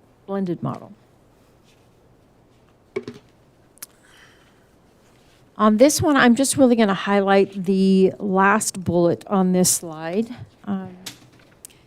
I recently, and I knew that it was happening, but I didn't have the detail on it. And so our teacher on special assignment, Christy Martinez, she is our restorative practice teacher on special assignment. I think I said that. But what she is doing is she is piloting a program. It's starting at Park Middle School. It's only been in effect since the beginning of January, and essentially for students that are going to, they've committed, some act that has gotten them a suspension, they can participate as opposed to being suspended. They could participate in an alternative to suspension program. It's essentially a 3-day program. The students come in. The facilitator gets to know the student, really tries to understand what happened in this event, what led up to this event. And there's homework involved. There is some self-reflection and self-visualization, what they want for their future, understanding the effects of bullying, for instance. So there's a learning component, a self-reflection, and a goal-setting component. And what they're already seeing is that students are really learning from it. They want to be there. It's an after-school opportunity for them. They show up, and it's been successful so far. So we're hoping that will continue and expand to other schools. I hope that, so the alternative to suspension, is it an in-school suspension, or they don't miss class time? They don't miss class. Okay, and I'm hoping for preventative measures, because it's still reactive. Like, there's something happening in our culture where kids are responding the way they are, right? And you can flip that. I've seen it done in school districts just like ours, that like the culture of the school is one of love, care, respect, and you don't want to behave that way, and you're an outlier when you do. So somehow we have to flip that, and I know the equity audits, because part of their, one of the areas is around culture and climate, and so that definitely can help us make that decision, but it's still reactive, right? Even the circles, they're actually reactive, because it's after something happens, then you go to restorative circle.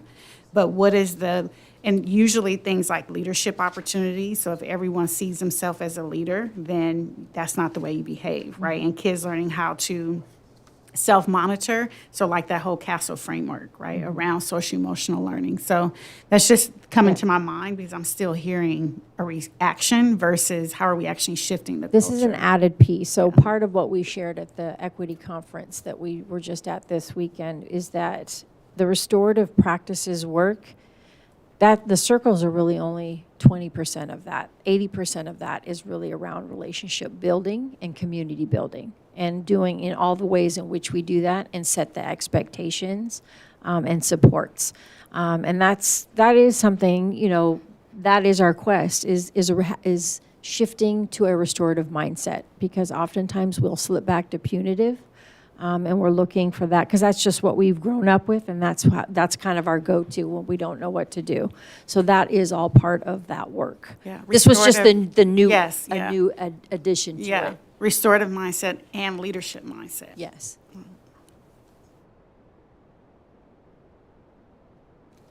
All right, so goal 3 is focused on college and career readiness, and bringing that from the elementary grades all the way up through high school.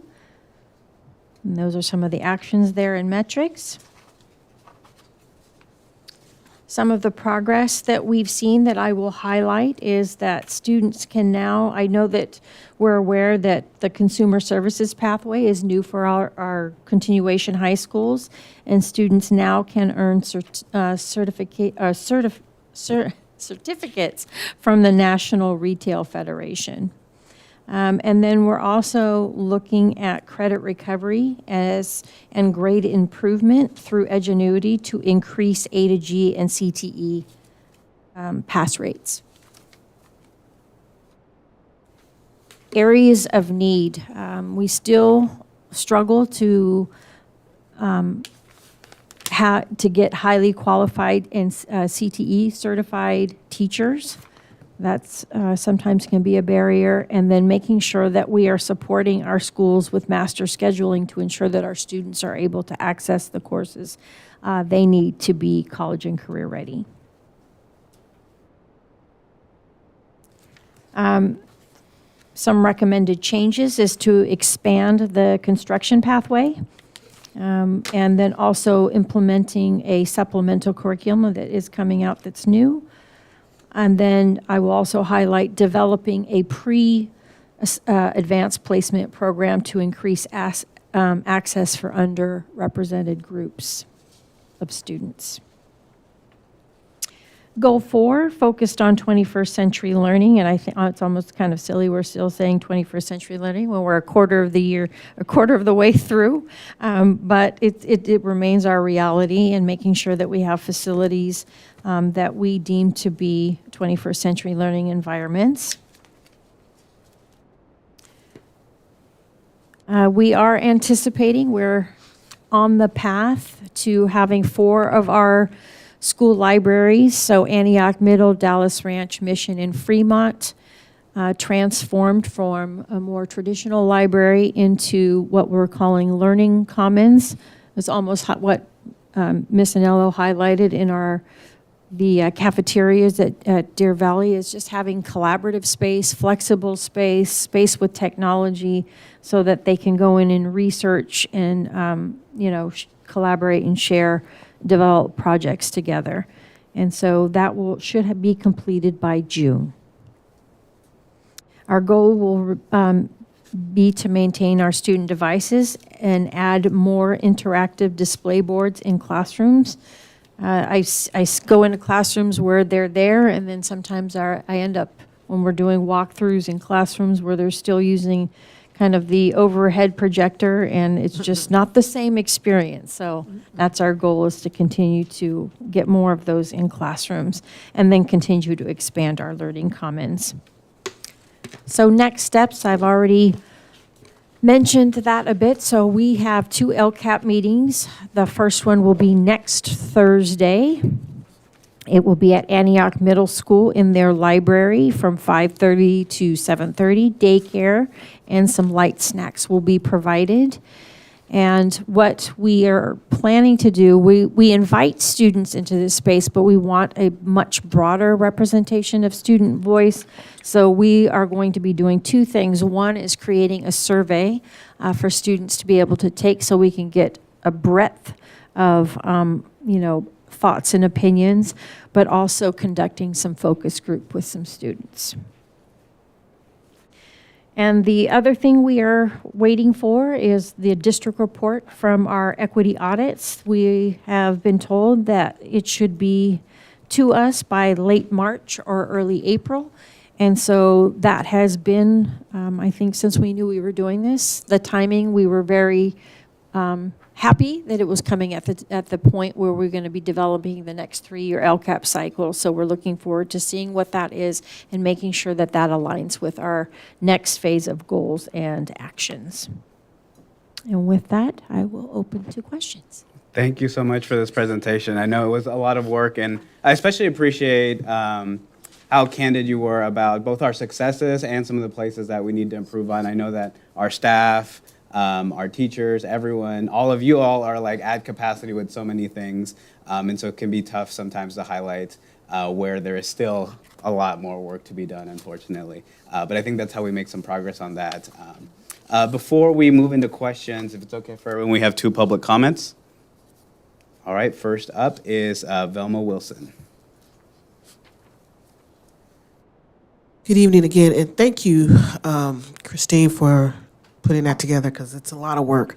And being one that sits on the LCAP since my kids were in school, it is a very arduous process and very tasking.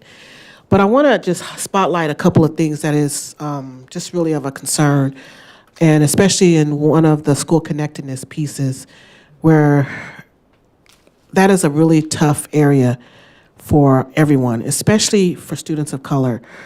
And I bring that up because, when I look at our foster youth and just where they're achieving and they're not achieving, they're all kind of all over the board. And being the person that's assisting and doing the home visits and visiting with those families and guardians, there is a lot of support that is needed. And I think the time is now for us to stop burying our head on that need for our foster youth. We will know that the majority of our foster youth are children of color, and there is a humongous need to support them. And so I think it's important that we be intentional with the programming that we're reaching. Shout out last week, this past week, we just did the King's Conference, but that King Conference does not cover a larger demographic of the students that really needed to be in that space. And so I want us to think about how can we, as a district, shout out, I'm a Rotarian and I'm a proud part of that committee, but it is rather disheartening to see that we're not reaching students that really would have benefited from being in such a platform as the King's Conference. And I would love to see us be able to develop that, because that is very hyper-focused on our African-American male and our Latino males in this district. And so that, to me, will bring that more school connectedness piece there, especially for students who don't feel that sense of belonging and don't feel that they can thrive in arenas that they're so far over, and it gives them that leadership potential. So as regards to our parents, I want us to also think about how can we really hone in on that parent liaison piece so it's intentional and it's focused, because it is a need in this district. It's time for us to just stop burying it and just really be intentional on making sure that we have a really authentic parent liaison that can actually really support all our students and families alike. I can't do it all by myself, And it is very tasking to see so many children falling through the cracks. Thank you. Next, we have a comment. Hopefully, I'm reading this right. This is Olga Smith. Thank you for giving me this time. And actually, before I get into my questions, Dr. Latham, thank you so much for talking about culture, because as somebody who was treated very aggressively in the office, it made me think that our children are mirrors, and what they see and how they're treated is how they present as well. So when people talk about our children as if they're the problem or they're the only problem, I assure you that it goes way deeper than that. So thank you so much for talking about culture. And then my question is regarding the LPAC numbers. So just help me understand, because I don't fully understand them. So when we're talking about proficiencies with these ELD students, and are we talking strictly reclassification, or is there like a composite of multiple metrics that make up that number? Yeah, can we Can pause take the your timer just information. real quick? Oh.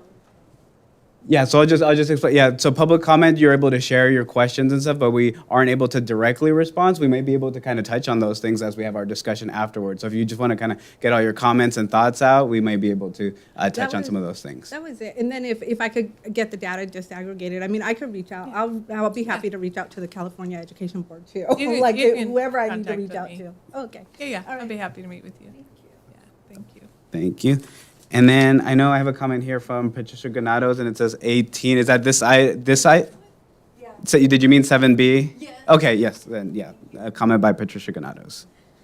Hi again. I won't be able to make the LCAP meeting, maybe virtually, but for all the parents out there, please make sure that Stephanie Anello and friends do not hire their friends to do their political on their pages. There's a documentation that I was able to get about what the agreement was using LCAP funds for promotional purposes.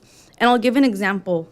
On Christmas, so December 25th, Mike and Mike Media was paid $1,000, and in the description, it says Jim visits all schools. So is the school open or closed during the holidays? So my thing is that when LCAP funds are misused for political or because he was your main source of doing all your recalls and whatnot, I just think that's really unethical, and I hope that parents are very present and aware of the misuse and folks that have been here for a very long time, and not putting it where it should be. But some folks put a great show, but parents, please be aware. And, that wasn't cool. $1,000 on Christmas Day. Like, all of these itemized products, I also asked for what the products look like. I never got anything back. Like, I would like to see what videography and photography and all this that he was hired to do. But yeah, look out for that. Thank you. Thank you. All right, I'll open it up. Does anyone have any questions? So more of a Trustee comment. Lewis? Yeah. Thank you, President Hernandez. I think more of a comment, and so it kind of sort of dovetails from what I was asking about earlier. When we think about, success for students, there's a number of different factors that go into what we deem as success, right? Oftentimes it's referred to like, test scores is the indicator of student success.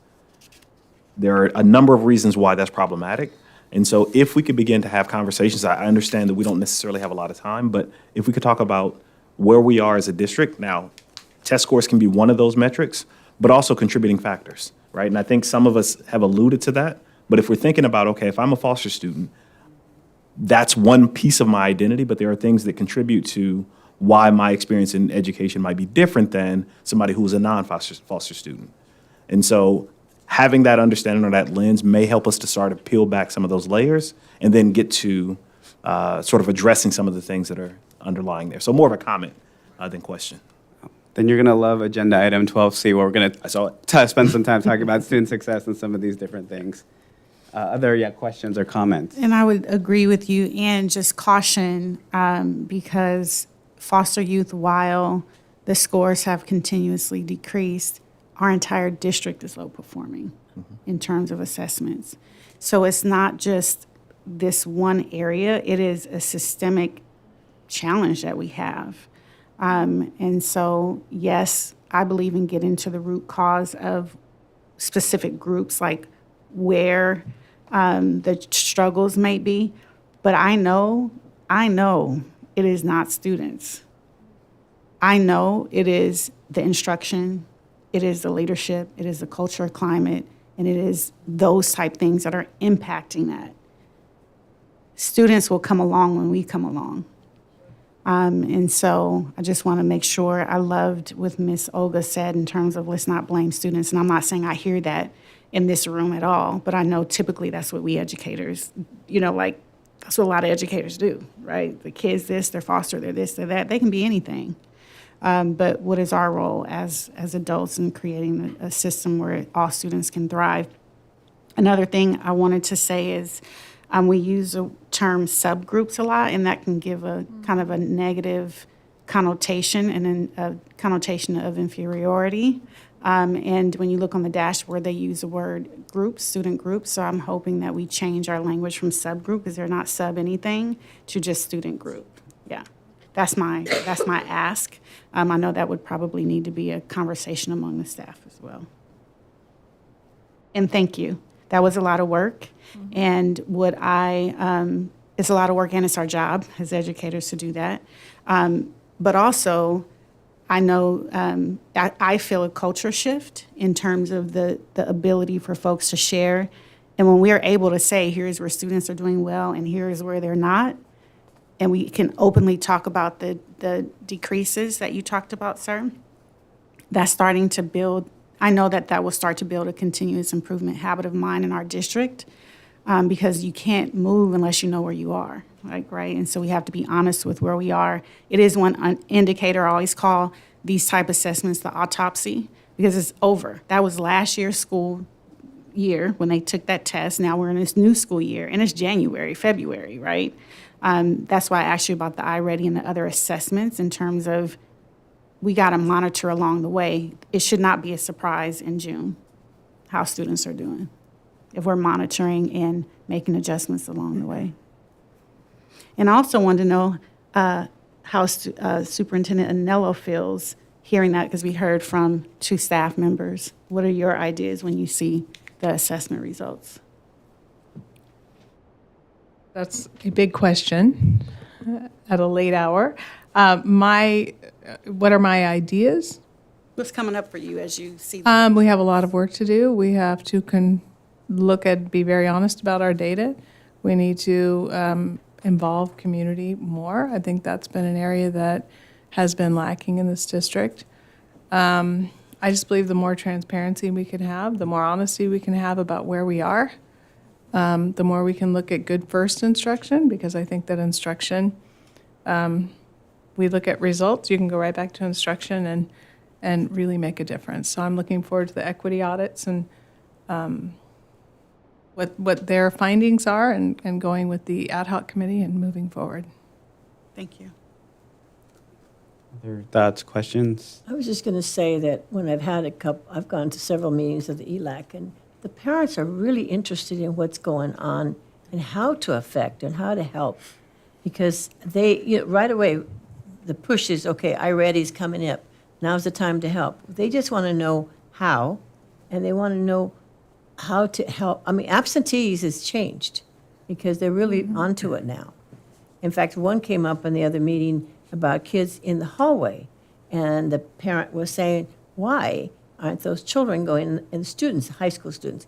And it turned out is that they're new, they don't understand the system, parent doesn't understand how important it is, and so then you have these students wandering the hallway and not doing the work they're supposed to be doing.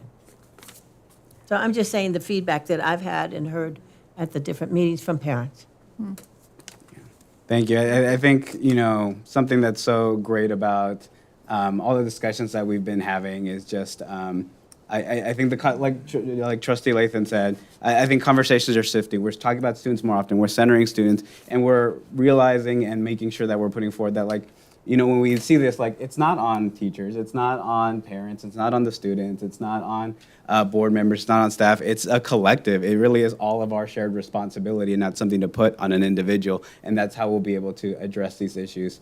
I know that sometimes looking at this data can be a little disheartening, but I think within the discussions we have, there's a lot of hope there.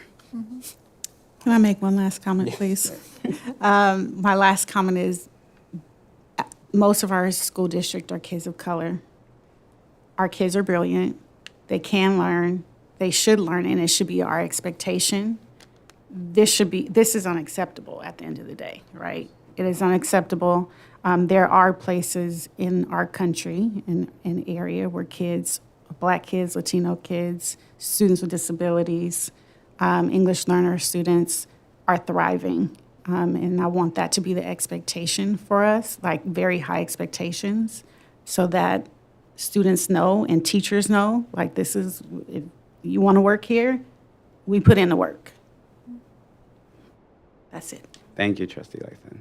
Moving on to item 8, hearings, we have none. Moving on to item 9, public presentations, we have none. Item 10, consent items. Is there any items here that we need to pull to either talk about or vote separately? I have a couple of items to pull, mostly questions, and then I have one that I want to vote separately on, please. Yes. So 10F, approve membership applications for the Bond Oversight Committee, the Citizens Bond Oversight Committee. I heard you say, I didn't see it here, I probably overlooked it, that it's actually for a previous bond. I did not see that on there. No, it's one Citizens Oversight Committee for all the bonds that That's the what I district thought. Okay. oversees. Yeah. So, So would that include the Measure B bond if that gets approved? Yes. Or then, okay. yeah. Because their term and their Brown Act, so it's a term that people hold. Yeah. So, I had the fortunate ability to attend the city council meeting last night, and they had a beautiful way and process for choosing folks who are on the new oversight committee, police oversight commission. I understand that some of these folks are on here already, and their term doesn't end until 2024 at the June or 2026. But it feels like to me, anybody whose term has expired or they want to be on the board, we need to have a process instead of just saying, and I understand there was an application process, but that's not robust enough. These are people who are going to be overseeing millions of dollars, could be up to $200 million that there's oversight. I do have, and I'm just being honest, an issue with people who are paid contractors who are on the committee. That's not fair. It's a conflict of interest that we're paying people and they're on the commission overseeing our money. That doesn't make sense to me. So I don't think that should, I think once we have a conversation, we should really talk about that. Like, what is it that we want to see in people who are overseeing millions and millions of dollars for our district? So I would like to vote separately on this one, and I'm also hopeful that we bring it back as a board to talk about a fair, transparent process to widen the net for folks to be on this Citizens Bond Oversight Committee. Let me just add that, so it's all statute and it's all in law, but there are requirements. So you have to have one member at Yes. large, you have to have a business member, you have to have somebody that's part of the, oh yeah. Go ahead, because so the public can hear. Yeah, so you have to, so there's a requirement, and so it might be nice to have our legal counsel come, because in my previous district, we did. She came to a board meeting to sort of explain what a bond oversight committee, the obligation is, the commitment is, and then the requirements. And then also, when we had our first bond oversight committee meeting, she also attended so that everybody had the expectation of what they're expected to do. I like that idea. So instead of voting against it, your idea is to move it off into the future. Yes, so we can have a conversation. And so we already have people who are on the committee. I'm saying let's not add people to the committee, but let's have a conversation about what our expectations are. I love the idea of the attorney, and I did read there's a website about the bond oversight committees in the state. And so that was one of the recommendations, is to have an attorney come and do trainings and all of that. So I'm just saying, let's slow down and think about what we want and how to, and then also, one of the parents came up and talked about, how do we get that out there? Right now, it's on the website. Who looks on the website, right? Like, we need to do our due diligence in terms of soliciting folks to apply and to go through an interview process. So, but we do have a current bond on the books that we do need to have a meeting soon because we have not been able to have a quorum since I've started here. So we don't have a meeting scheduled for this oversight committee at this point? We do not have a meeting scheduled. We're trying to establish a committee so that we could have a meeting because when I first started, we didn't have enough. And then when we couldn't get a quorum. Got it. Okay. I wonder what thoughts are on maybe getting more information about the bond oversight committee and those pieces, seeing where we have flexibility, and then revisiting once we have all those pieces in place. Say it again, please.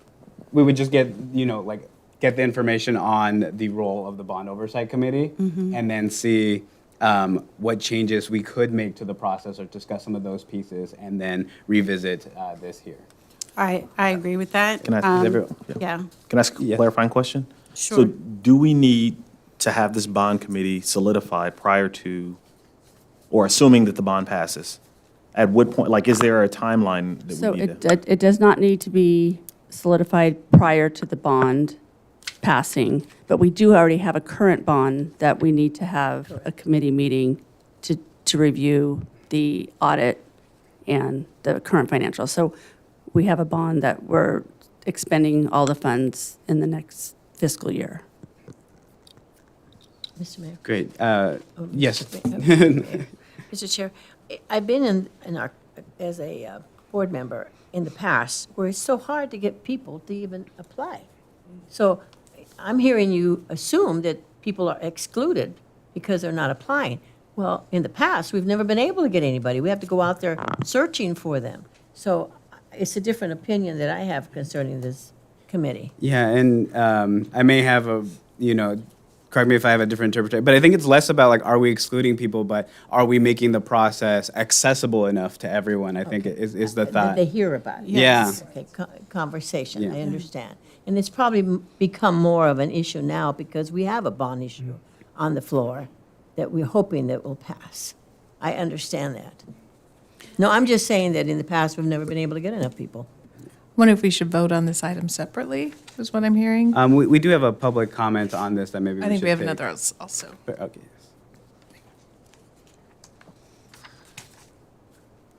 Great. So first we have Velma Wilson.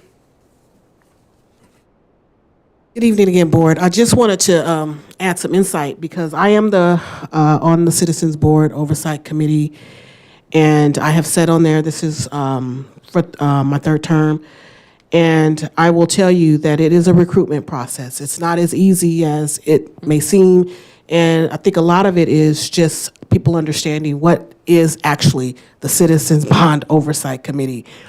It is a lot of analysis. It's loving to read budget reports and love to read all of the analysis of what facilities in terms of what the bond is actually paying for.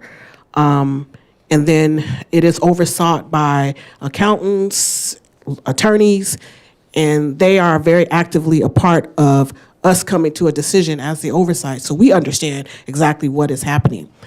Now, when it comes down to the paid contract and I'm receiving money, let me just be very clear on that.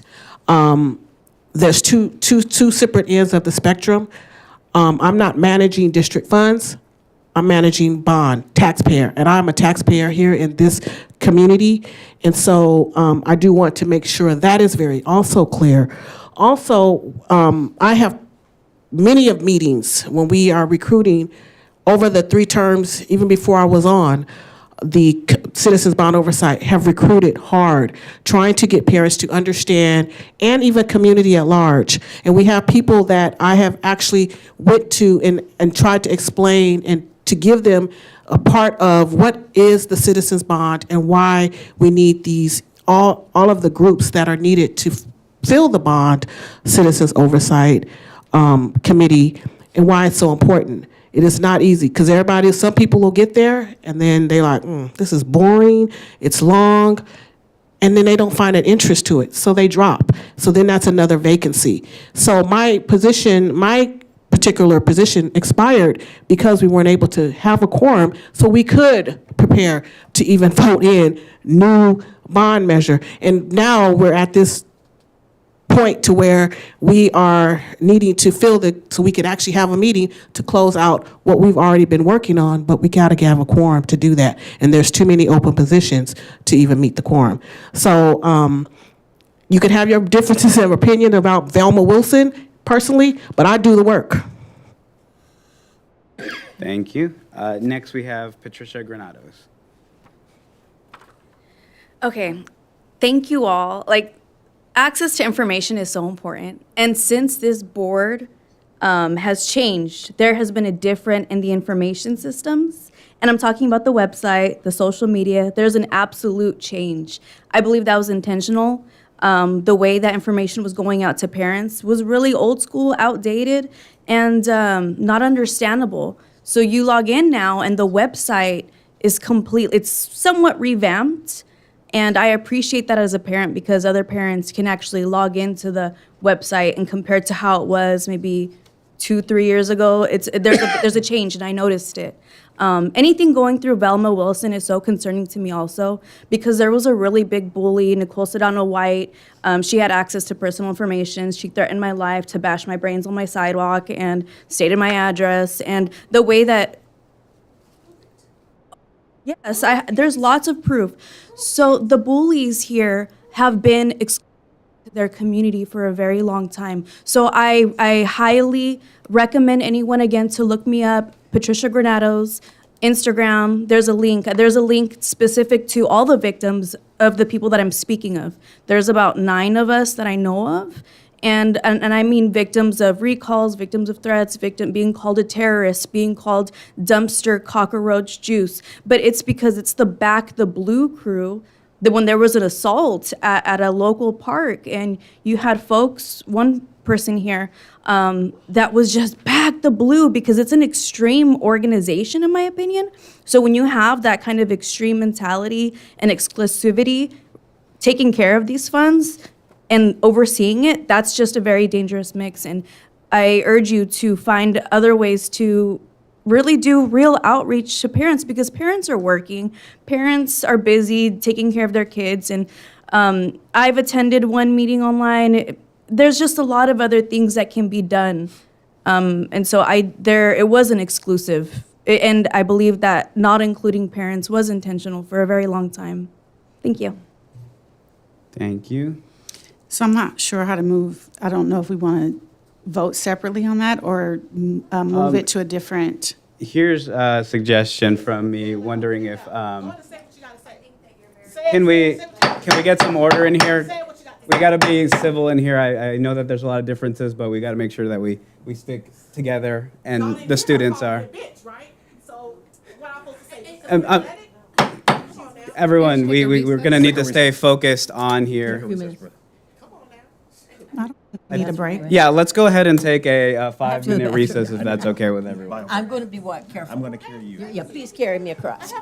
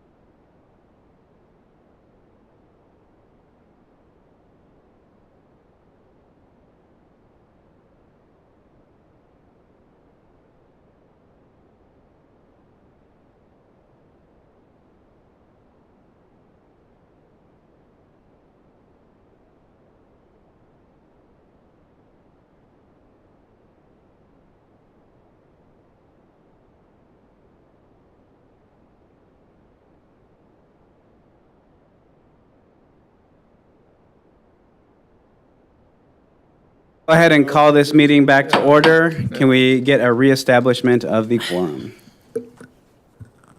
Trustee Hack, I'm here. Trustee Lathan, Here. Trustee Lewis. Here.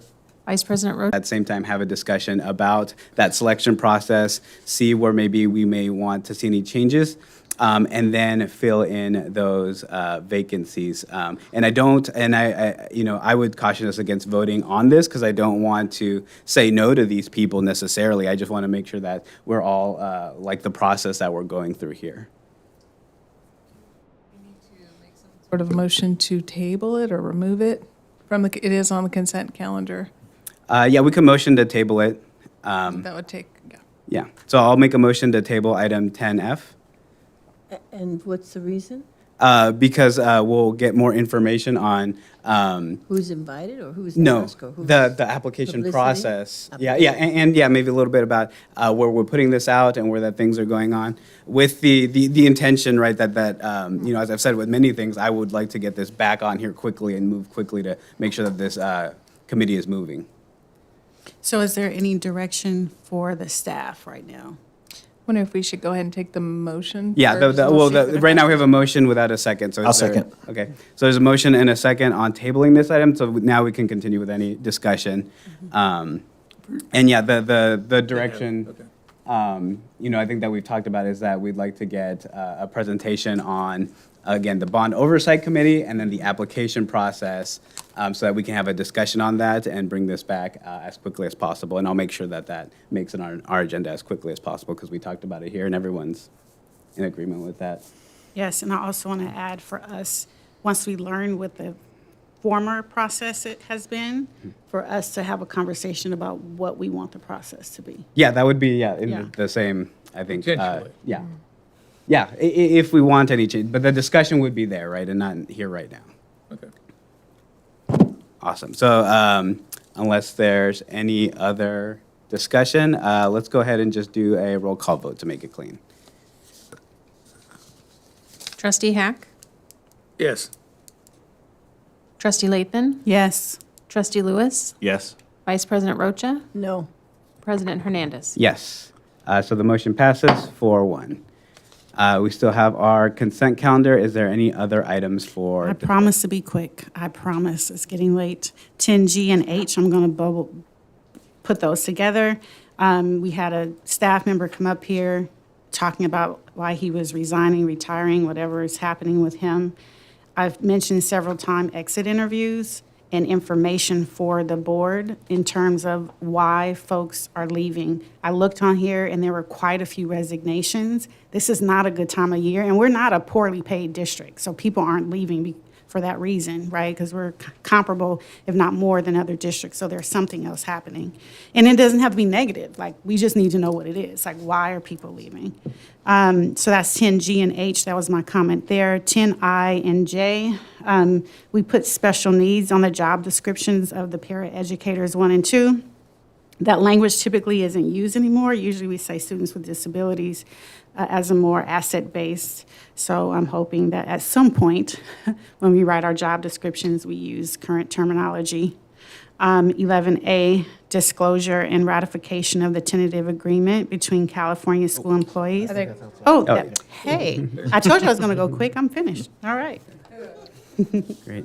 Mr. Chair? Yes. I just want to say, I thought we had some forms that came forward, and we were supposed to review those and accept them or change them, and that was on the certificated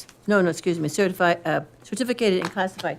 You had asked for a form so that employees leaving would sign, that they would say their opinion about the district and what else. But I saw that, but I don't know whatever happened to it. Was that something you were searching? No, what happened was I brought it to the board one time or a few times. The board said, yes, it would be important for us to understand why folks are resigning or leaving. And then when I brought it back the next few times, it was silent. So I think you're remembering the first few times I brought it up. What I'm getting, I'm sorry, Dr. Jack, but That's I'm just okay. remembering that we received a form that was a draft, and that we were supposed to give input that the superintendent gave us. I don't board remember asked that. for And that I samples. thought you were going to give we did. input Of to exit that. interviews? Yes. And you which were we going to give provided. input on the I do exit. not remember that. I've been bringing it up. People have come up to talk about it, so. No, if- I'm sorry, do you remember receiving it? And I thought you were going to give input, so maybe the process is already there, and maybe you could just give the input, and maybe we could review that form again. We're happy. Yeah, I can so- send it again. Send it again. Thank The you. Friday board. And I don't know if that had to do with an exit interview, like Yeah. I don't know, but okay. Well, send it to me if I overlooked it. Yeah, no problem. All right. Any other discussion or items to pull on consent items? Otherwise, I will entertain a motion to approve all the items except for F, which has already been I taken. move approval of all consent items with the removal of F. I second. All right, the motion has been properly moved and seconded. All in favor say aye. Aye. All opposed say no. No, because I went on F. This is with the exclusion of F. Oh, excuse me. So everything Yes. except for F. I agree. Okay, yes. So the motion passes. Sorry. Next, we're on action items, 11A, disclosure and ratification of tentative agreement between California School Employees Association and the Antioch Unified School Districts. I'll turn it over to Dr. Martinez. Yes, thank you, Board President.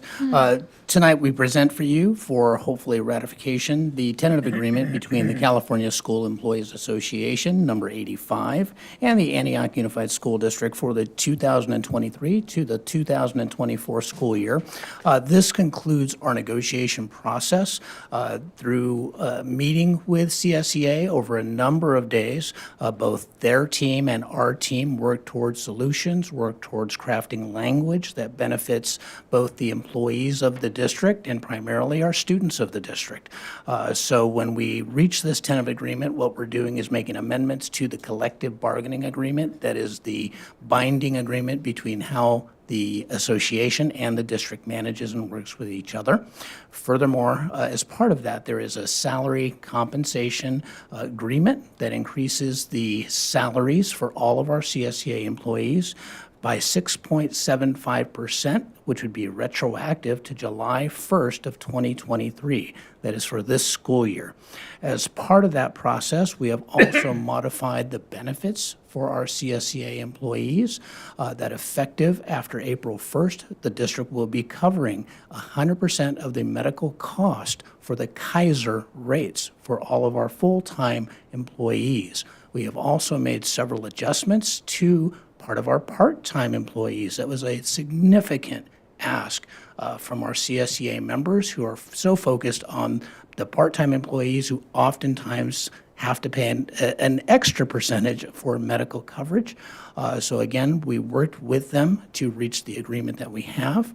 As part of that process, the CSEA group goes through their own ratification process of their members, and we believe that we had a 90% effective approval rating from CSEA, from those who participated in their vote.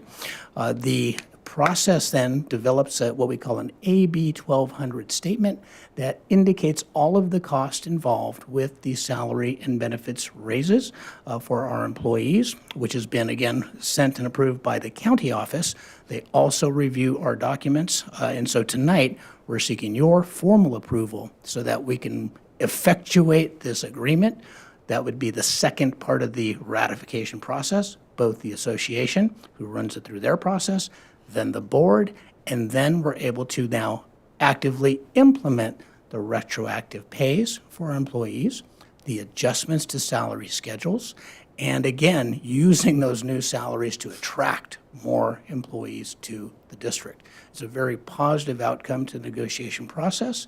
We thank CSEA, the negotiation team, and the full host of folks, the leadership of CSEA who really brought it to their membership to explain the benefits within. But we also, again, believe this is a huge benefit to our students to have more classified employees working to support our students on the daily. So with that, I'll leave it to your hands to hopefully approve unless there's anything else. And I would like to personally thank our CSE president who is with us this evening, Mr. Atkinson. Thank you so much. And his team, but he definitely showed some very strong leadership. This was had a year with challenges. Without getting into that, just and as a first-year president, he met those challenges. He communicated with his members, and even, things weren't always comfortable for he and his team, but I really just want to personally thank you, President Atkinson, for your leadership. It's very appreciated.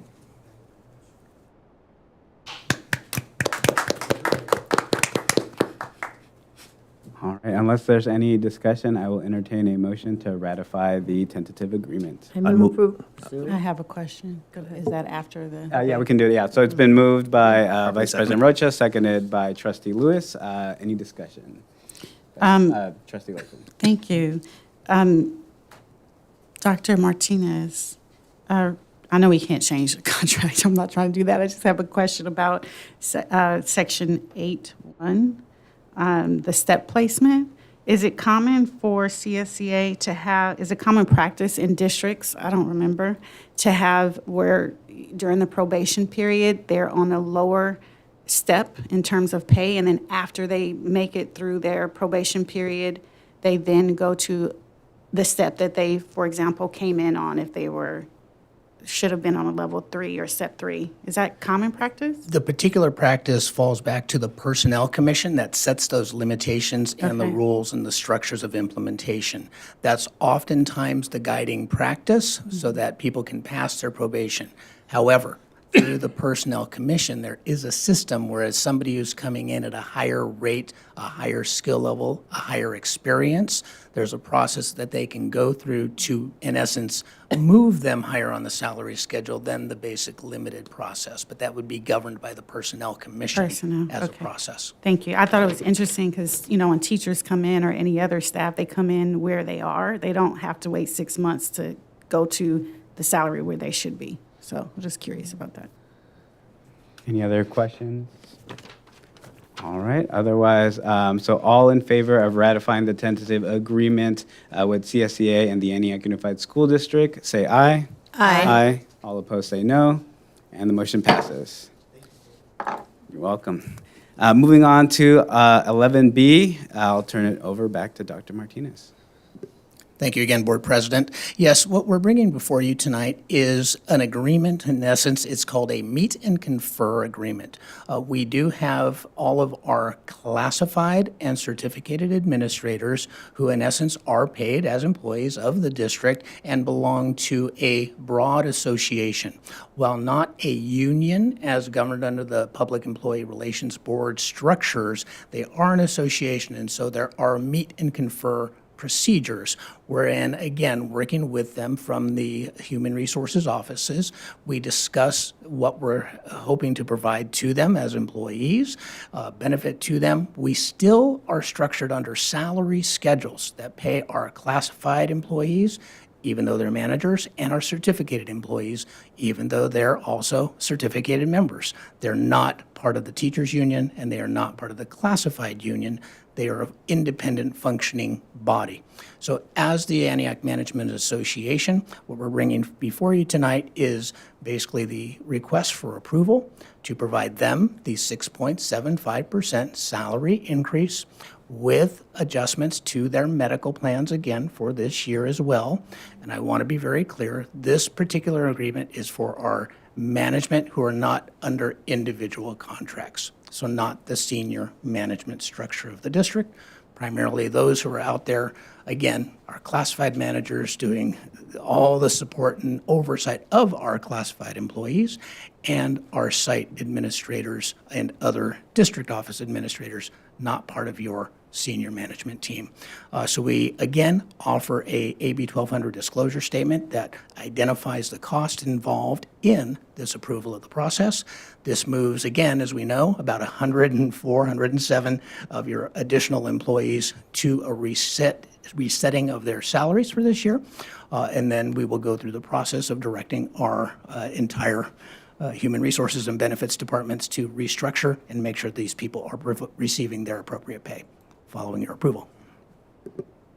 All right, I will entertain a motion to approve the increases in salary schedule and benefits adjustment, unless people have other questions or discussion. I move approval. I'll second. All right, there's a proper motion and second. Any discussion?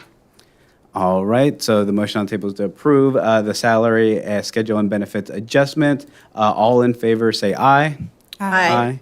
All opposed, say no. And the motion passes. Moving on to 11C. Again, thank you. This particular situation is an agreement based on a reclassification. Again, working directly with our CSCA partners here, we had several restructured positions within the classified department. Our personnel commission that's primarily service our special education students. We went through a process of already bringing forward a new job description at a previous meeting.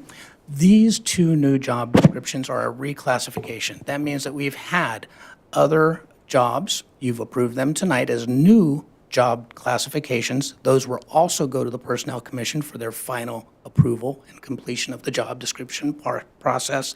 But this reclassification, basically working to support our 230 employees into a new structure of jobs so that they can better serve the students as related to our special education services and programs.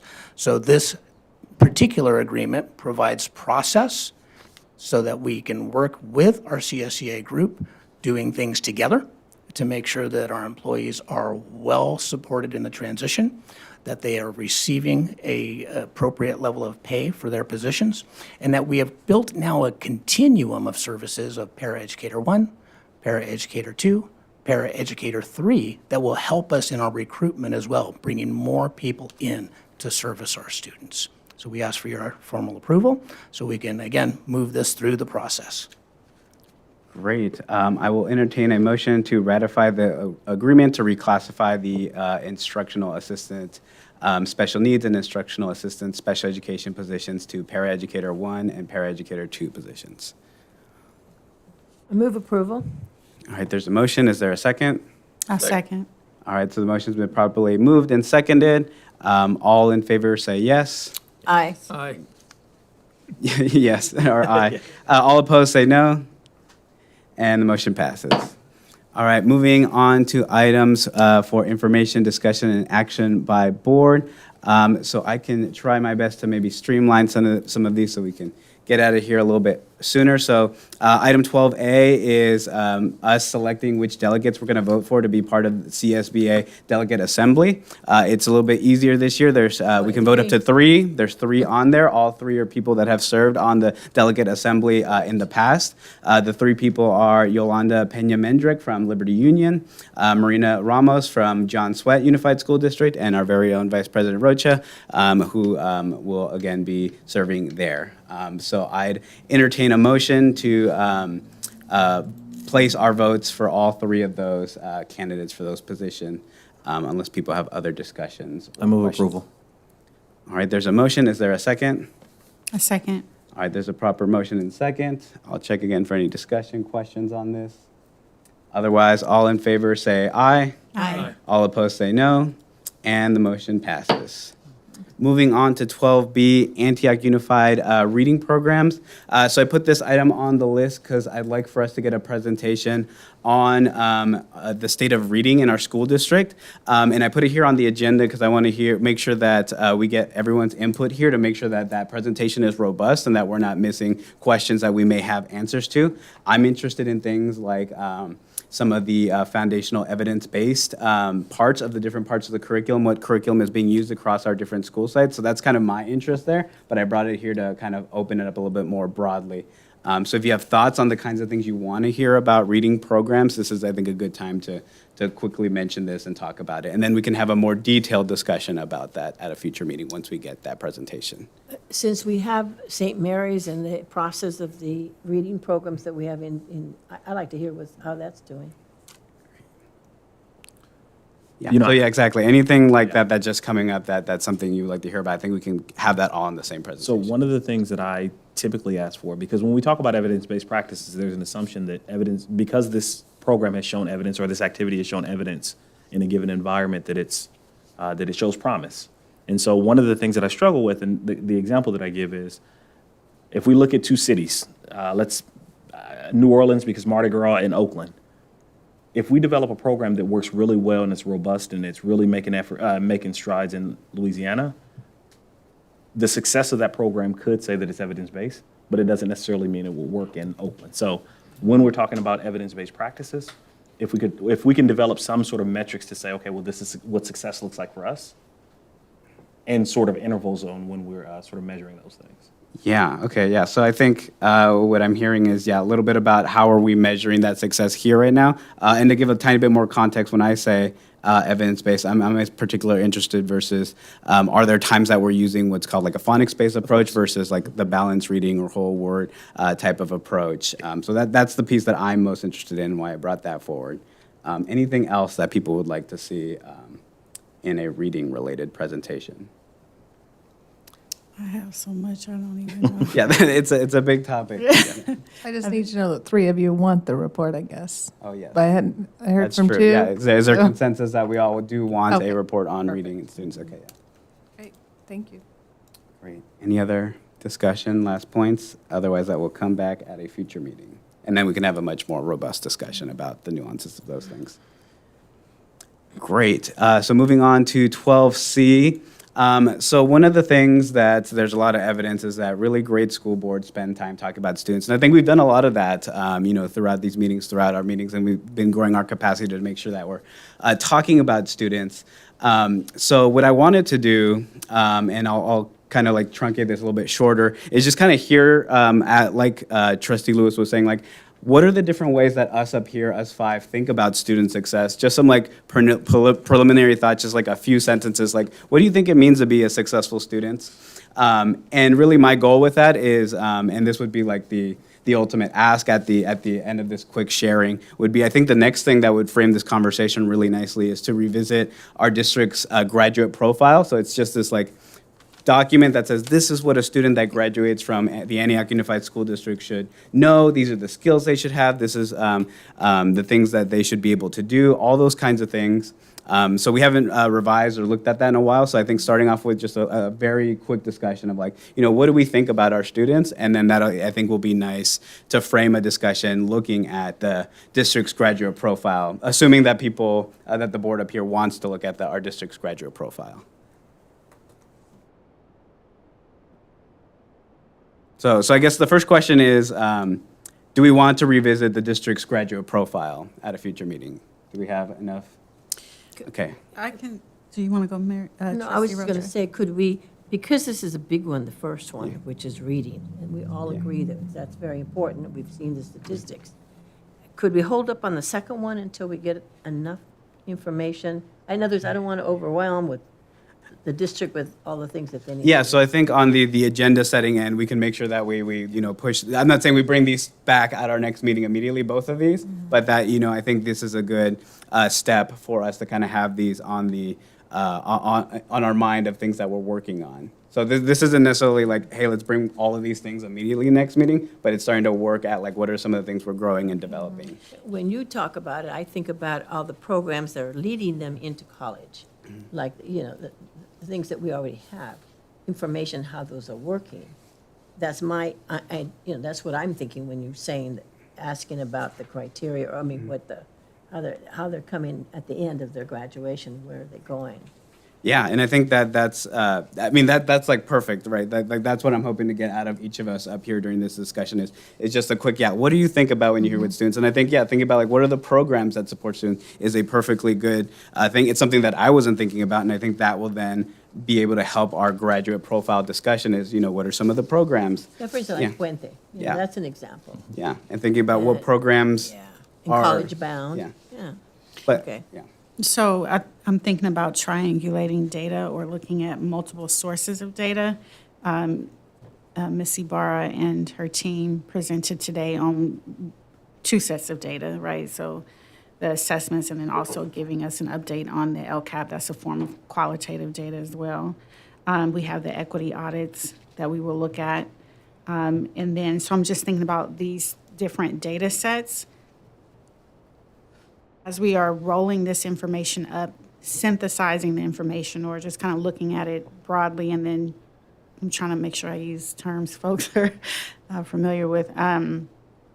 Just really thinking, I think once we start digging into all of that information, it'll help us get to that place that you're talking about, like student profile data. What I like about this is if we know that this is where we want to go, we haven't made that decision yet. But for example, if we say, yes, we really want to focus on the profile of a graduate, that means we prepare kids to get there. So starting in TK, we're preparing you for that profile, right? So that you can do A, B, and C, right? I think all this data will help us know that that's where we're going. So that's how I see this. I can give my own ideas, and I think looking at all of that data will help inform us if we decide to go in this direction. Yeah, no, great. Yeah, exactly. I think, great to include data, and that will definitely, I think, be part of that discussion. Other thoughts on student success? I spend a lot of time thinking about and working around student success, but just for conversation's sake here, I think that we need to understand that, and I think Dr. Lathan said, or hinted at earlier, that education is multifaceted. And so one way we can think about it is there's effectively three areas where a student learns. There's in school, there's home, and the community. So what ways can we integrate those three to move students in the direction to some of the things that we talked about? So for example, if I'm a kiddo and I'm interested in, becoming a plumber, what mechanisms are out in the community to support my understanding or my interest in becoming a plumber?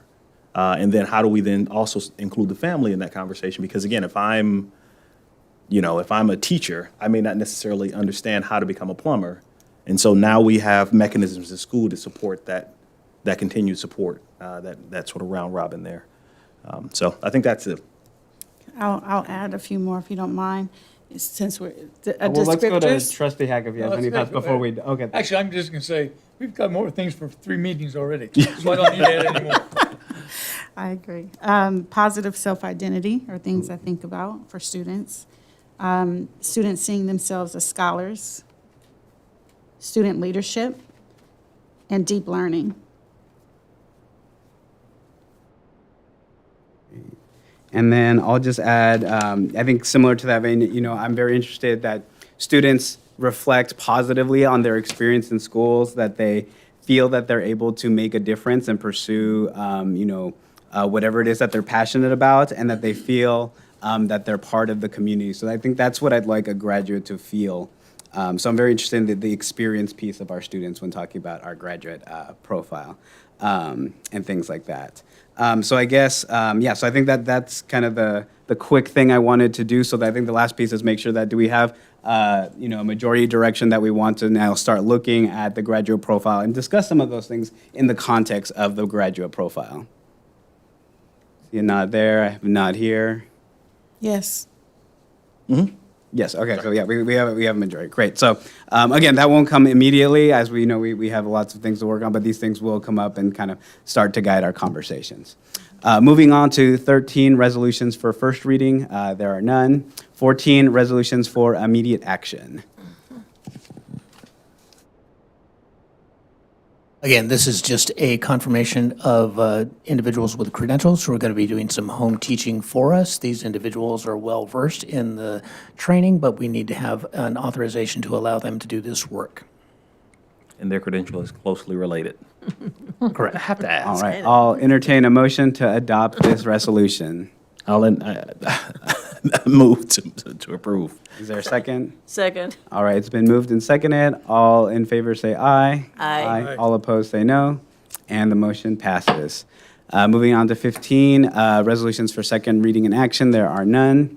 16 board policies for first reading. So these items are just for information. They are the high school graduation requirements and the revised policy on bargaining units. I do have a question about 16A. Yes.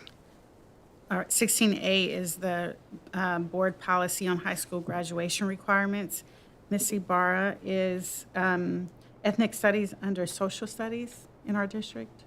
It hasn't been determined yet by the state, and so we're waiting for further guidance. But that doesn't, it doesn't become a requirement until the 29-30 school year. Okay, I was going to say let's add it there, but Yeah. sounds like, you're right. Great. Any other questions on these two? Otherwise, they will come back to us. This is first reading. Great. Moving on to 17, board policies for second reading and action. And this particular policy is simply for the certification under credentialing.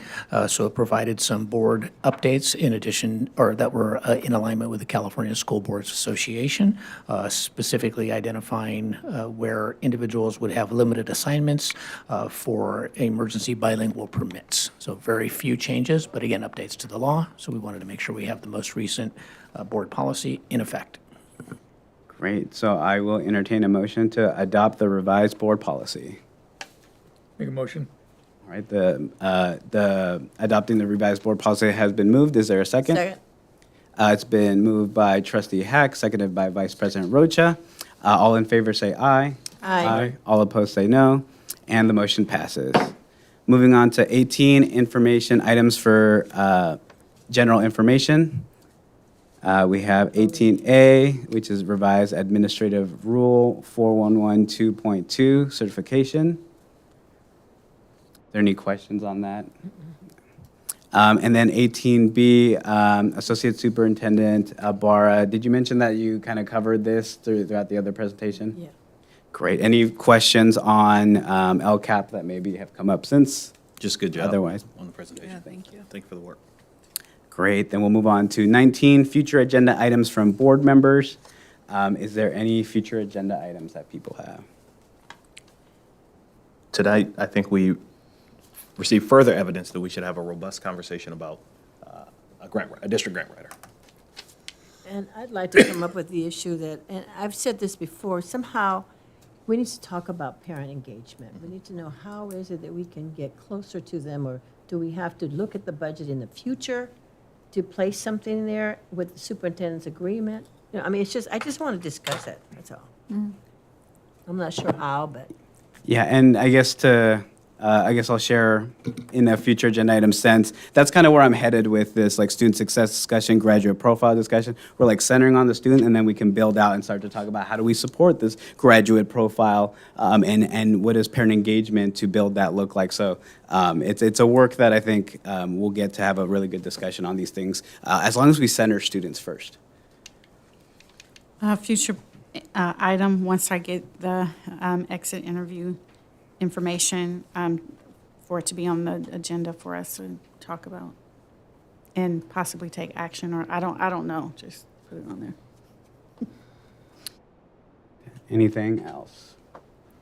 All right, 20. Before you go any yes. further, so that means that the parent engagement won't be discussed until after we get through with what you're talking about. I think ideally, but I think we can discuss that kind of as we're going through the process. Maybe at our next discussion on the graduate profile, maybe we need to talk about this sooner. Okay. I'll talk with the superintendent. Maybe there's a reason that maybe we should talk about this thing sooner. But yeah, definitely have noted that. I think we should have a discussion about Okay, what's good. the role of parents in that engagement piece. Thank you. Item 20, additional comments which exceeded the first 30-minute session limit. We have none. 21 reports and comments from board members. So we can just start with Trustee Hack, and we'll work our way down. No, I just, I'm fine. Trustee Lathan.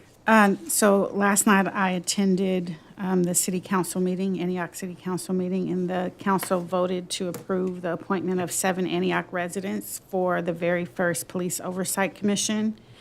The council demonstrated bold leadership and really going against kind of past practices in the city of not having accountability towards our police force or supporting them in ways that they need to be supported. So that was nice. The 7 people who were appointed are professionally qualified, so they range from psychologists to an attorney. They were ethnically diverse. They were age diverse. You had, senior citizens and folks who looked like they were in their early 30s or so. And I just look forward to the day that we are moving in that direction where we're having strong practices. When I looked at what they did, each city council person took on a section, and they interviewed potential candidates. They looked through the application. They interviewed potential candidates. Some of them, maybe all of them, but I know some at least, also had young people. It sounds like high school age people on their panel to choose or to recommend the folks who were from their particular area, who they wanted to move forward to be on the commission. They're all Antioch residents. It was just a beautiful process, and I was just very inspired, and it acknowledged the harm that policing in this country, I could say Antioch specifically, but really policing in this country have done to marginalized communities or communities that we have marginalized. And so that it was a beautiful thing. And I believe, like City Council believe, and they said it's going to be a fair process. So these people aren't out to get police, right? They're just saying, how do we make this a fair process and have some accountability, transparency, and oversight. So I so appreciated the process and being there last night. Vice President Rocha? Oh, I'm sorry. Okay. I did attend the Contra Costa County School Board Association meeting. I did that one. I've had several meetings at the ELAC meetings. I purposely am going to make sure to give information on our bond, general information, not advocating. And I'm at the high school, Antioch High School, I've been following the basketball games because my granddaughter's been on it, and they won this last one. And I want to tell you that I've been appointed to the First Five Commission for District 3. Congratulations. We have in front of you also, speaking of the bond, if there's any, we sent this in the Friday board, if you would like to circle and initial anyone's that you would like to know the time and place, we'll get that to you this week. Just make sure you initial or put your name on your paper and leave it tonight. Trustee Lewis? Or was that it, Vice President Rocha? That was it, thank you. Trustee Lewis. So I don't have a lot this time. Typical being out in the community. I have a couple young folks that are graduating this year. So spending quite a bit of time mentoring and working with them on college applications. My Baltimore Ravens lost and didn't make it to the Super Bowl, so I was sad. Sad for a time about that. And so last night, Antioch Charter Academy 2, over off of Hacienda, they had their spaghetti dinner, and I was able to attend and sort of talk with the parents and administrators there. So it was a very good turnout, a lot of community engagement. And so, strangely enough, a few of the parents recognized me as a board member, and we had some conversations around ways to engage. So some of the conversations we're having here today. And that's it. Great. And then I'll just be quick. I'll highlight one event that I thought was really cool that I went to. I went to the Youth Council of the NAACP's Know Your Rights event. And so that was like a really cool event where they had people from law enforcement answer questions from the public, from youth, about, what happens if I get pulled over? What rights do I have? If an officer's asking me a question, what rights do people in probation have? And all kinds of different questions that I think were really great to have such an open forum for people to, especially our youth, to answer that. And I think it was put on by youth, which I thought was especially impressive and a really great event. And then lastly, I'll quickly highlight the book for today. It's called American Desi by Jyoti Gopal. And I highlight this because I think it's just an absolutely beautiful book. The artwork is so great. And I think, just another special reason is it is Valentine's Day, and my Valentine has been here sitting at this meeting this whole time and resonates a lot with this book. So I think it's important to honor. So I wanted to really highlight this book to honor that and honor that she's been sitting here and through an entire board meeting, which I think is a lot to ask of people on Valentine's Day. So thank you. I appreciate that. You'll be in trouble later, President Hernandez. With that, our future meetings are March 13th and April 10th. And next we have adjournment. This is our only meeting in February, so I think it would be great to close, as Trustee Lathan suggested, in honor of Black History Month. So I will entertain a motion to close, to adjourn on behalf of Black History Month. Is there a motion? Trustee Lathan, I'll second you. Yes, motion to close, motion. I'll second the motion to close in honor of Black History Month. Great. So there's been a motion and a second to close in honor of Black History Month. All in favor say aye. Aye. All opposed say no. And thank you everyone for joining us for this Valentine's Day meeting. And thank you for picking me up.